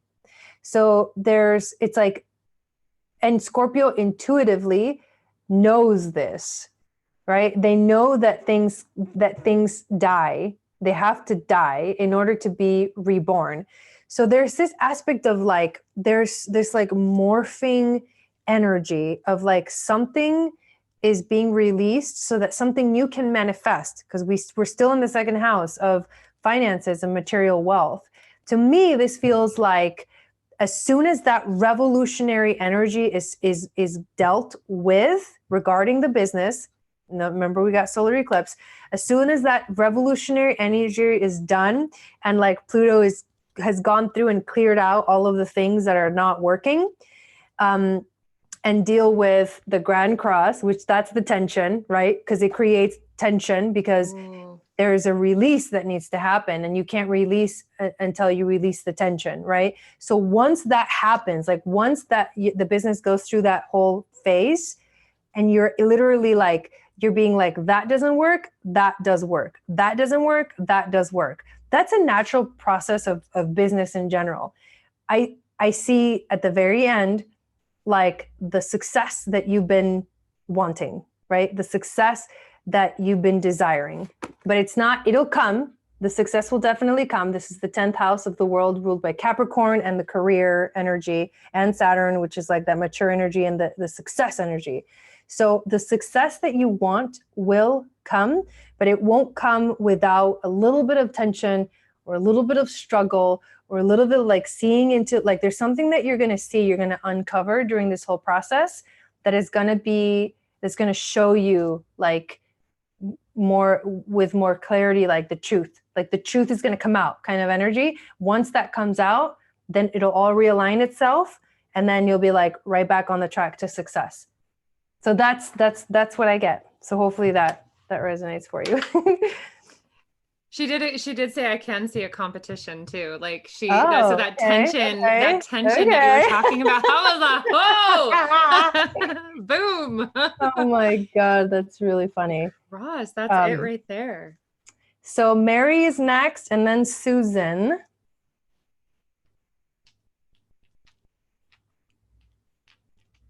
And Ivana, if she doesn't respond in the next, I kind of already feel like I know her question. Okay. So yeah. We can do like a general reading for her, and then have her come back and watch the replay. Oh, totally. Yeah. I can read a person and know a lot intuitively. Do I know them, what they need without actual knowing? In public, people will just start spilling their lives to me. That, to me, it's like, I would love to see your astrology, because there's certain things that naturally make you someone that people want to like just tell everything to. They'll be drawn to you, right? Yeah. So Mary's question, she's a Virgo, Sun and Moon, Cancer rising, Venus in Libra, Jupiter in Aquarius. I am looking for the general direction I am heading as far as moving out of a past relationship and what is to come. First off, I felt like you've taken on the role of giving to others a lot. Caregiver, right? Like there's caregiver roles. It's like, gosh, I feel like you really have given your heart away. And I feel like you're still in the process of grieving that. And like as you say, like there's a certain recovery process. I do feel like there's a lot that's going to be happening in your dreams. Your dream world feels very active right now. And it's like, they're these little, I don't even feel like they're subtle. I feel like these really loud messages that are moving through to you. And I do feel like there are symbols all around you that have been trying to communicate in your reality. But what I do see here with this is like, your subconscious is going to show you those symbols. And it feels like when you're relaxed and sleeping, you see them. To come back to it, it feels like, I feel like if you can give yourself a certain period of time in which you don't have to worry about relationships whatsoever, and focus just on your healing, that's what it feels like right now. I get like, I don't know if you wake up in the morning and like you have a warm cup of something hot and you're standing in your kitchen, and then there's this feeling, right, as you're standing there, I get this sense of feeling really, really immense emotion. And as that immense emotion comes to you, I get there's a sense of frustration that you're in this place, like this place again, or this space with these emotions. And it's like, I do feel like you want to be done with these emotions, but I feel like that when you give, it's just like somebody who's a caregiver or a nurse or like a hospice nurse or something like that, is that you can struggle with burnout. You can suffer from burnout, and burnout, once you hit it, can be years and years and years of recovery. So give yourself some space and time to really, but like surround yourself with lots of communication and people in the physical, because I feel like you have this need right now to really feel a certain sense of support and love around you. And I get kind of to this feeling of, I don't really want to be alone. And I get the sense like you're not alone, but you do need the time to heal, because before you move into your next relationship, there is going to be a certain amount of memories that are processing through things that your former partner may have said to you that stuck in your head, things that you get frustrated with within yourself, and then go, gosh, that person might have been right. But I do feel like you really don't look back and feel like, okay, I shouldn't have given them this, because you did it from a place of love when you did it. And I do also see that when you come from that place of love and you're giving to another person, like you did it from this altruistic place of just wanting to give to that person because you loved them. And so this is about you giving energy back to yourself right now. I really think that there's a certain amount of socializing that you can be doing that would kind of fulfill that feeling of like needing people. But I also still see a boundary there where you're recovering. It's like, you know, when an animal is hurt and they go away to like tend to their wounds, I kind of feel like that's what you've done. But now I feel like if you show back up, it's a matter of being vulnerable and letting others be there for you right now, because you're always so strong. I feel like something that people would say about you is that you're just a really strong person. Like you've been there for them multiple times. And so let them be there for you. And that's, again, coming back to the word vulnerable. There's a certain opening up and allowing people to come into your home, even if it's not perfect, you know, even if you didn't clean your house kind of thing. It's like, let people come in and see what you're working with and let people help you. I also sense this healing, like emotional healing, still connected or followed by moments of a lot of fire. So it's like there's water and fire. And sometimes it's like the water, you're feeling the emotions and you're in that healing space. And then sometimes it's like that anger comes back, right? And so, or like you want to understand it or you want to figure it out. And there's stubbornness energy there. So you're kind of flowing in between these two things. So that is just the natural flow of healing, especially from a relationship. Now, what you need to work on is clearing your mind. Because especially, so, you know, a lot of times when we let go of relationships, usually it's because they're not working for some reason, right? Or either way, whoever brings it up or whatever, it's like the relationship just isn't working. That's why it needs to be like broken up, right? Normally, I mean, I know there's other cases or whatever. Maybe somebody needs to like move away to another country and then the relationship has to end because of that, but they really loved each other or whatever, right? So, but that's not what I'm talking about. Like what I'm talking about is like the relationships that are kind of, in a sense, like maybe a little dysfunctional or maybe a little bit toxic, and then they have to end. And then we're left with trying to figure out like why. And we want the answers and we want to know, and we want to feel like, also we want to feel like ourselves again. But what happens is the mind is left like boggled and confused. And I can tell you this from experience. Like when I have left toxic relationships in the past, I have left feeling very confused, and it has left me feeling insecure about myself, and like I don't know who to trust, and I don't know how to trust myself either. And there's a point where you have to realize that what's going on in your mind, like the thoughts that are coming up, the way that you're talking to yourself, those are all part of things that you learned from your past. And this doesn't point exactly to, you know, the relationship that you just had, but this could be something that you've learned just along the way. And that is what I'm seeing that needs to be like removed. And the only way you're going to do that is to keep seeing keep watching yourself, like become the observer, and also gain more confidence in your life. Like find more confidence that you've got what it takes. And there is this, you know, when you find that confidence, you're going to start to feel that you're actually moving more towards spiritual integration. And that's really the goal here. And that's really what I see for your future. There's a spiritual integration where you become confident in yourself, where you finally feel like you can shine your light or ruffle the feathers, or like a peacock that like just opens up its feathers and it's like so beautiful and like it loves being seen and people love seeing it. That's that happiness that comes through from a very confident person.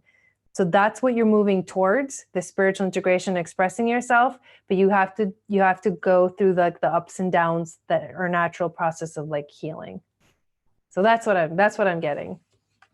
I love that. I like how you compared it to feathers. It feels really good. I literally saw the peacock like whoosh, you know? When you said that, I was like seeing the feathers too. Like it was just like a really cool visual to see that. I love that. Yeah. Breakups are not, they suck. They are They not. really suck, especially if you were like in a relationship with a narcissist or like, no bueno. No bueno. No. Those are Oh the my hardest to God. heal from. Yeah. Because that is just like, I don't know why I'm getting that energy, but that is just, maybe somebody needs to hear it. Oh my gosh. That is like a mind control, a mind game. I don't want to use the F word, but it's a mind F word, you know, and those kind of relationships are like the most difficult. They can take years. It can take somebody years to heal from a relationship like that. Yeah. Yeah, even in your next relationship, I've heard people who are still healing from it, and their partners go, "Why are they still talking about their ex? Don't they love me? Why are they still talking about their ex?" And it's like, well, because they've been, injured. They've been injured, and that comes up over and over and over. You need to process it. Like that's why you need to give yourself the time to process what the hell just happened. Yeah. Normally, right. Normally, I mean, you're left like dazed and confused. And sometimes those relationships are also really difficult to leave in the first place. Like you're afraid to leave, you know? So it's got to I'm not saying that's what you experience, but just give yourself the time to heal, but you will be going in a beautiful direction. So 21 years. Yeah. Long relationship. Whoa. It takes half as long to heal as the length of the relationship. Don't say that, Leanne. Don't we want to think that we can get over it in like a month or like less than a year?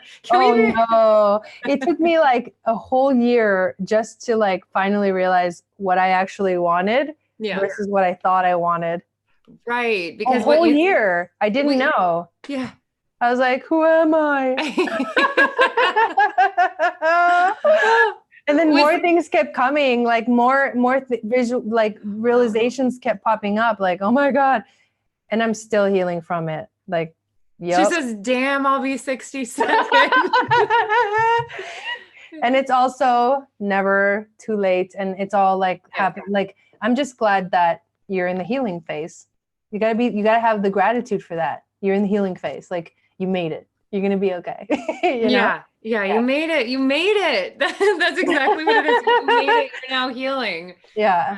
Yeah. So we've got Susan, if you want to put up your question. I'm really excited. Susan, and then you'll just let me know what you want to do about Ivana. Oh, sure. Yeah. And then we'll be done. Oh my God. Woo-woo! You guys. I feel like a general would be good for her if you want to go with that route with Ivana for now. Okay. Yeah. So Susan says she's a Capricorn sun, Aries moon, Scorpio rising. Do my guides think the guy I've been talking to is my soulmate? I had a dream that he is, but I also feel like he may be hiding something. That's because of your Scorpio rising. Scorpio's like, can I trust you? Well, yeah, exactly. And you're like, as a Scorpio rising, you're like, I'll just ask. God. Scorpios always feel like there's someone's hiding something. Okay, I'm totally kidding. But here we go. So is this soulmate relationship? Is it a soulmate relationship?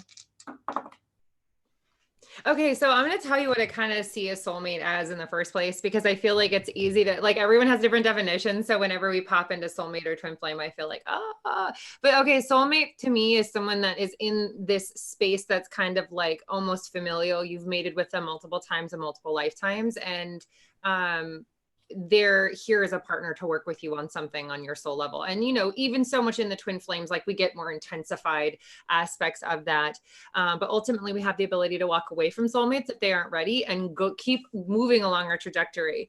And I feel like this person is hiding something a bit from you, about themselves, but it feels like it's more self-esteem related. Like, I feel like there's something that they're projecting out to you that they want you to see about themselves that, they can do, and they believe they can do it. But I would say come back to looking at the results of what they actually can do versus what they're projecting out at you. Because it's really easy to say that they're busy on the weekends with all of their friends and like they're very successful in their work. And then you spend like a week with them and you find that they struggle with like getting out of the house, and perhaps there's other issues that hold them back. So look at the results. It doesn't mean that they aren't what they say, but sometimes we can project what we think others will accept about us first, like that persona, that mask that we put out there. So I feel like the person has a bit of a mask that they're showing you.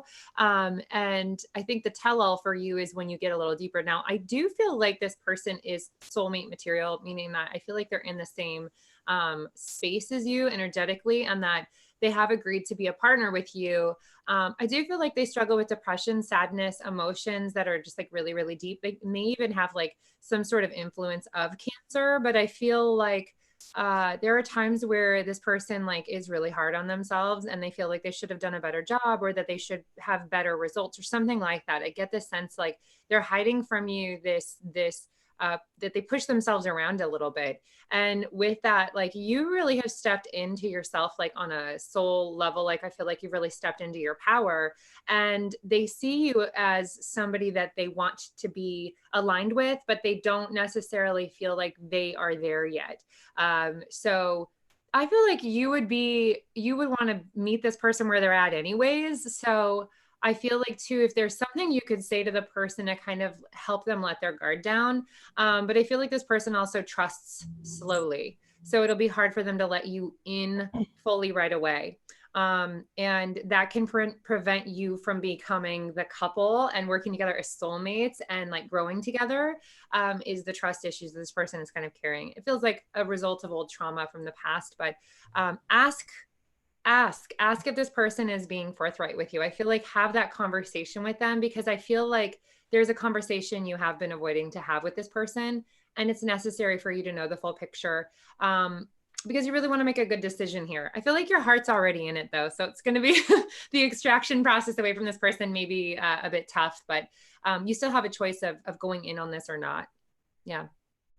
This is cool because you've got, so Venus appeared, the seventh house of relationships appeared. Like there's a lot of like relationship stuff in the cards that I pulled. Wow. The first thing I want to point out is that you're still in the phase of healing right now. Oh, wow. Chiron showed up. So you're still healing yourself. And because of that, see what happens. So we were just talking about relationships, right? And like how one person is like, what's going on? Like, well, there's, any relationship can end up being like codependent, where you feel like you can't live without the other, and it's like, you're not complete unless they're there and things like that. That's like the codependent. They can also end up being, toxic, where, it's not healthy in some kind of way, shape, or form. The relationship is not healthy. Usually when we have relationships that test us, what that tells me is that it could be a couple of things. It could be that it's just a karmic lesson that's being released. But what I would say is, if you're trying to figure out if this person is your soulmate, honestly, I would go with your gut instinct. It's interesting that you have these two things going on. You've got the dream that told you it is, and then you've got your mind telling you maybe it's not. Do you know what I mean? So like, which one do you trust? Do you trust like your astral body when it travels into dreamland and brings back messages? Do you trust that intuition? Do you trust those gut feelings? Or do you trust, because the other kind of feeling is also a gut feeling of like something is not quite, like clear. In that situation, I definitely would say bring it up, because you don't want to continue in any kind of relationship when you feel like someone is literally hiding something from you. You know what I'm saying? But then there's also like, why is it that you feel like you can't trust this person? What's going on there? You have to look at that part of it too. Are they really hiding something from you, or is this just a projection, that you're like creating because of some kind of insecurity or fear that's coming up for you right now with this whole like soulmate? Is it soulmate? Is it not soulmate? Usually soulmate relationships, you will feel a deep connection to the person. This is not just romance. This is not just like, oh, like I really enjoy being with them, or I really like that they're like this, or I really like that they're like that. This is like, you cannot deny the connection. Like you cannot deny that the moment you met them, you felt something. That's a soulmate connection. And soulmates don't necessarily have to be romantic either. There are people in your life that show up that are soulmates that are just friends. I have many friends that are soulmates. And what I see in that is that there's a reason why we met. And I felt the connection when we met. It doesn't necessarily mean that they're romantic. But what I'm saying is that's what you should be looking for to determine this. And usually the other person feels it too. And there comes a time where you both kind of maybe get to the point where you kind of talk about it. And then you both are like, yeah, like when I first met you, like I felt this like intense whatever, or you know what I mean? It's like you both feel it, right? And there is telepathic communication too. Yeah, telepathic conversations too. Yeah, like that happens with me and Don as well. We like finish each other's sentences and stuff. Or I know I answer questions that he didn't even ask out loud. He was like thinking about it. And I'm like, yes or no, you know, and he'll be like, and we just laugh because we know that that's going on. So that's what I mean. It's a mutual thing. It's not just, I think we're soulmates, but he doesn't think so. It's not like that. Like there's a very powerful connection that both of you can feel and you cannot deny. Now, one of them can try to deny that, but you know what I mean? It's like, if you're in a place of, like you're confident in yourself, you're not afraid to feel things like that. You're not afraid to feel like that kind of intensity. But right now you're definitely going through a healing. And I think that this relationship is going to create a kind of like a revolution in your life, like a big change or a big shift. And the fact that you did get the Venus dice and also the 6th house, I mean, if you just look at this picture, okay, like me, like this is so, you know what I mean? Like to me, I'm leaning more towards like, yes, or at least this is a relationship that's going to bring a lot of blessings in your life. Cause you did also get the grand trine. So it's like, it starts kind of like intense and, you know, there's healing going on and there's a shift that's going to happen and you'll feel more connected and then the blessings will come.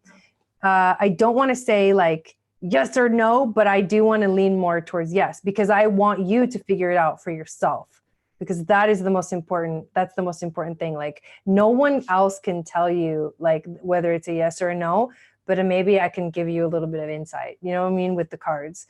But I do feel like this is going to be a very different relationship than you've ever had.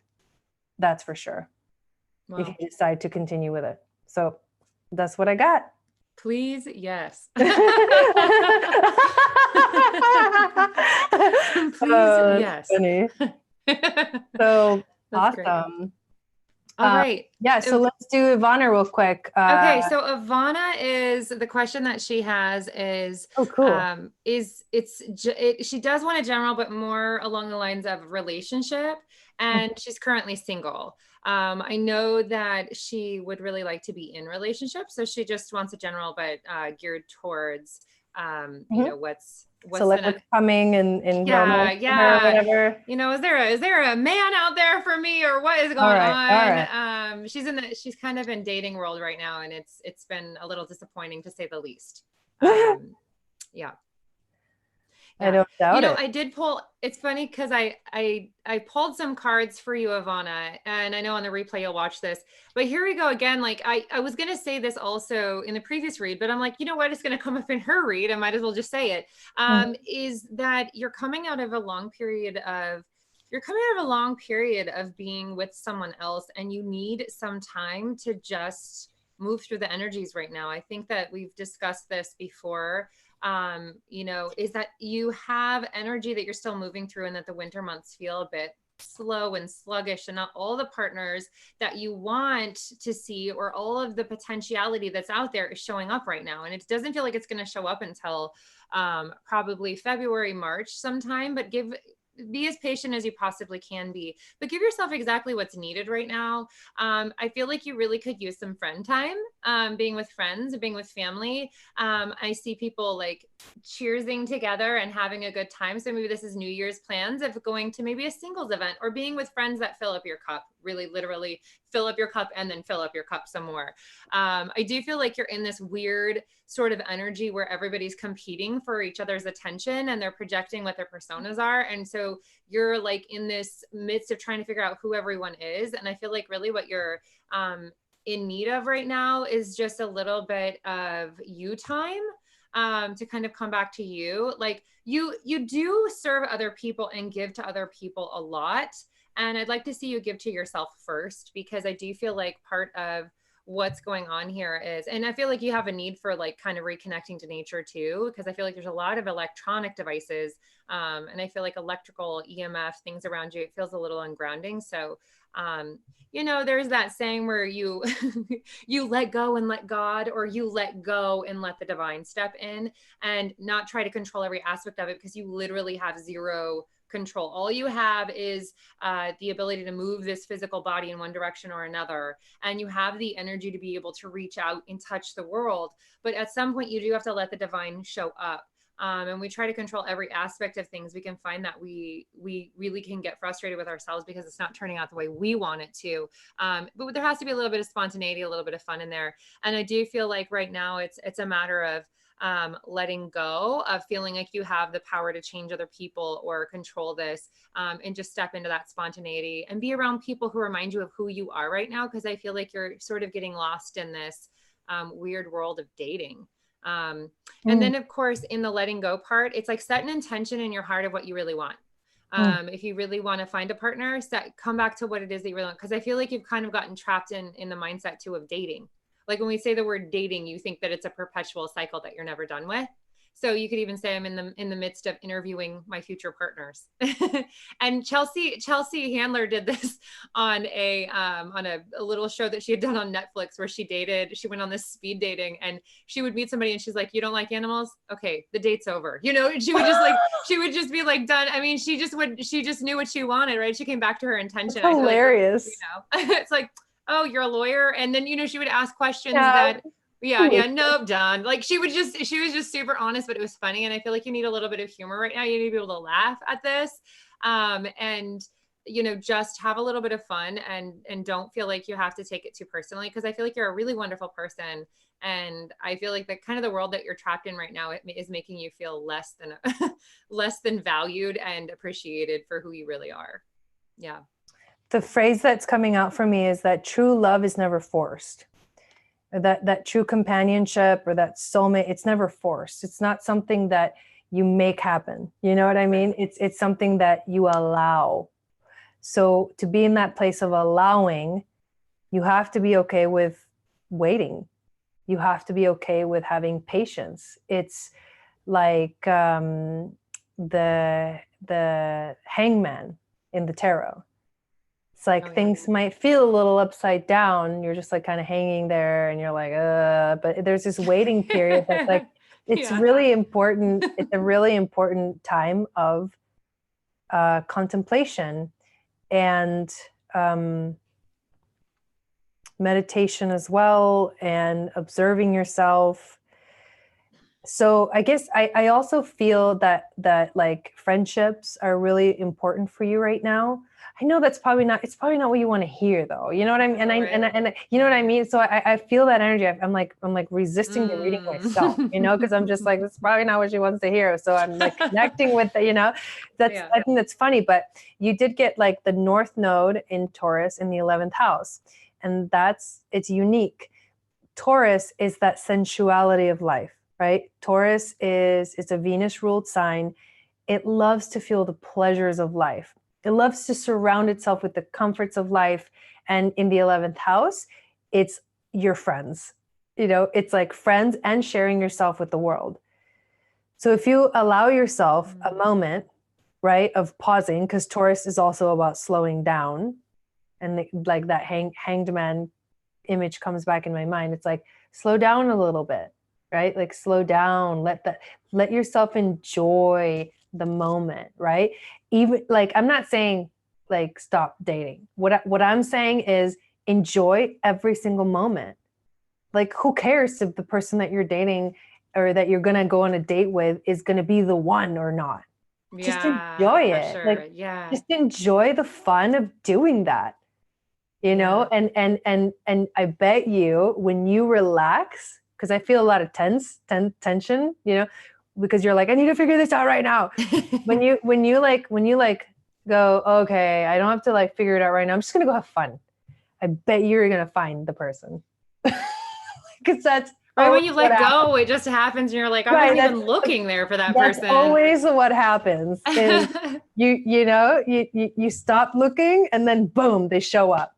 Well, and like the other thing too, as you were talking, I thought of was like, how much do you dig yourself? Like, how much, if you sit with yourself in a room by yourself, how much are you like, ooh, I'm like, I love these pajamas. This feels good. Like, you know, how much are you like enjoying your own company? Because that's very Taurus. Yes. Like, I love myself. Like, I'm just gonna lounge around and eat food and watch a movie. And like, I'm amazing. You know, and I'm amazing. good. And I'm happy.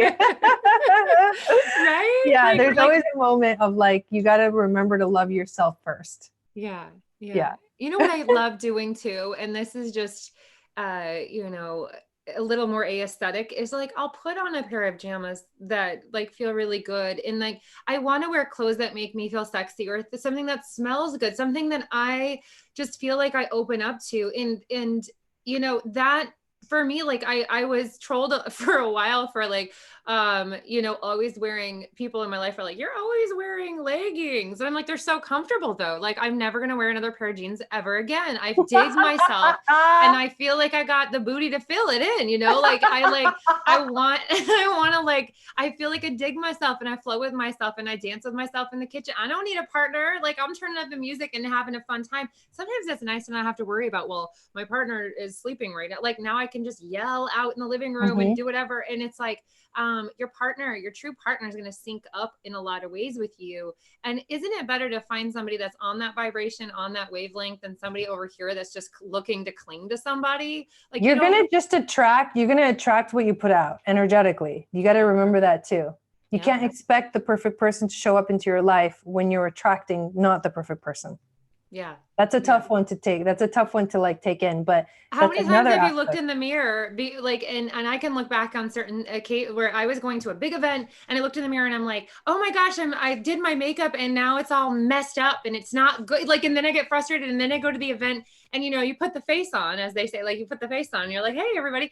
And then, you know, you keep drawing people in that are just like but you projected that energy before you left about yourself. And then now you're drawing it in. So you're right. It's like, what you're putting out, you are pulling back in. So it's like, you know, dig yourself in every moment you can. Like, somebody's going to see you just loving yourself and having this awesome love energy for yourself. And people are going to be drawn to you because they're just going to be, it's like a light, like a moth to the flame. It's like, they're drawn to you. They're going to want to be in that space with you. How did you get there? Like, they want to feel that too. So, you know, I also remember, like, when I left my, you know, my very toxic relationship with an ex, I actually did something called the miracle morning because I wanted to find the right person for me.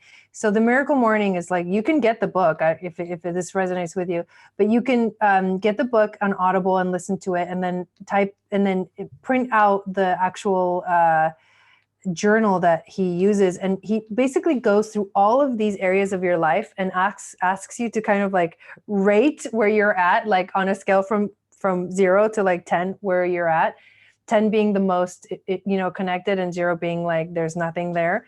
And he goes into like romance, you know, career, like friendships, you know, family. Like, he goes through all the categories. Sometimes when we see the whole picture of like how we're acting in this area might affect how we're, you know, this other area. But when you finally see like where you're at and where you want to be, and then you start actually practicing manifesting, that's when you will find, you know, the one. Because the question is not what does the perfect partner look like or act like. The question is, how can I become the person that will attract the kind of person that I want in my life?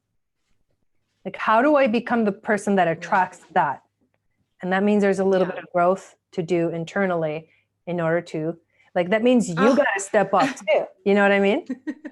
Yes, I had a client that was very, very lazy about that attraction process. It was like, I want somebody who's great with finances. And yet they were horrible with finances. They were like, they weren't doing anything to get better with their finances. Like they would even go like, I don't know, maybe I'll find the man of my dreams and he'll have money and, you know, and he'll help me with it. But she was not doing the part of the work where, like, you gotta become what you want to attract. Mm-hmm. Sometimes you're not quite there yet.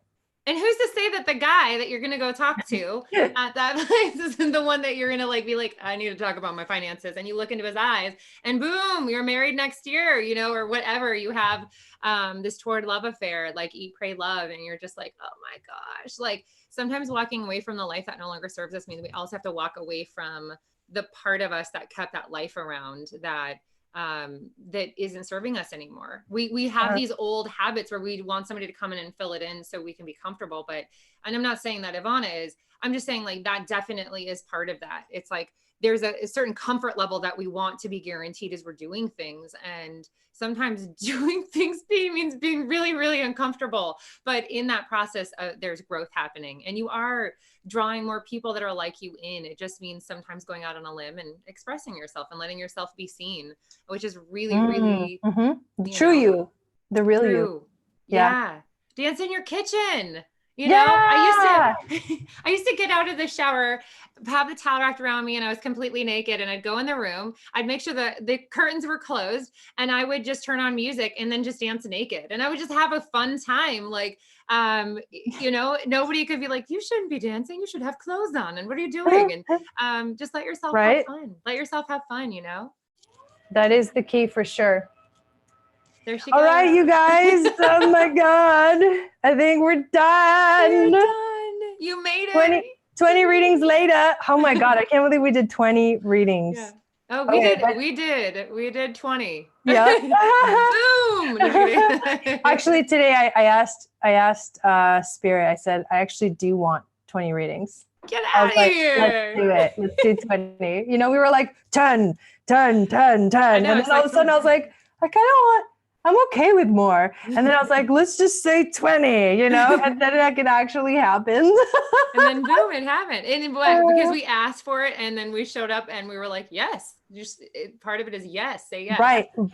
Yeah. I love that. Yeah. So thank you guys, everyone dude, some of you guys have been here the whole time. Yes. Yes. You guys are so awesome. Yes. Like, and thank you. Thank you for your patience and thank you for signing up. And you guys are fantastic. And we'll probably do this again sometime. Yes. We'll probably totally do this again. So where can people find you if they're interested in working with you personally?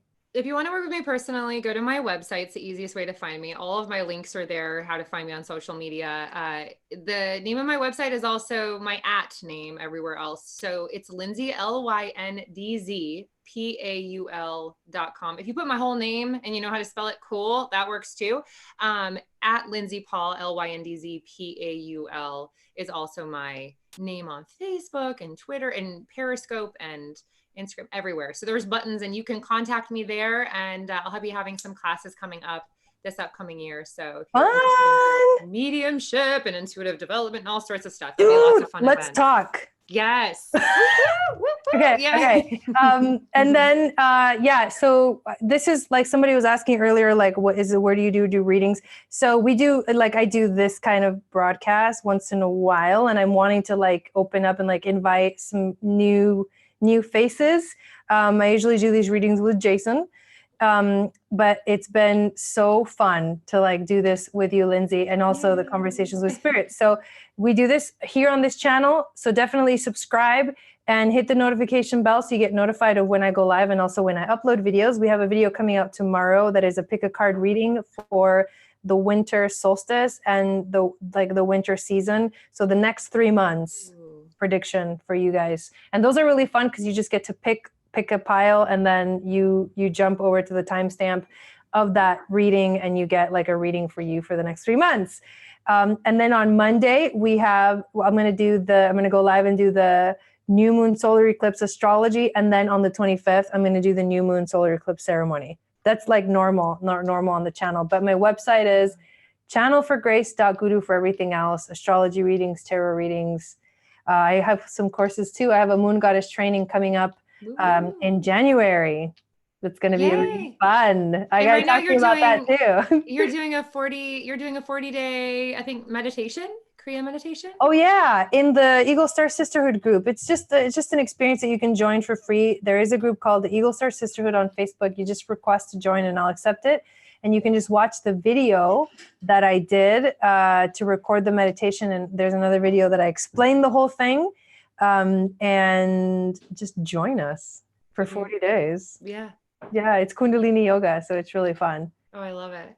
I saw the one from the other day and I was like, woo, I love this. It has a cool vibe. It's really, really awesome. Yeah.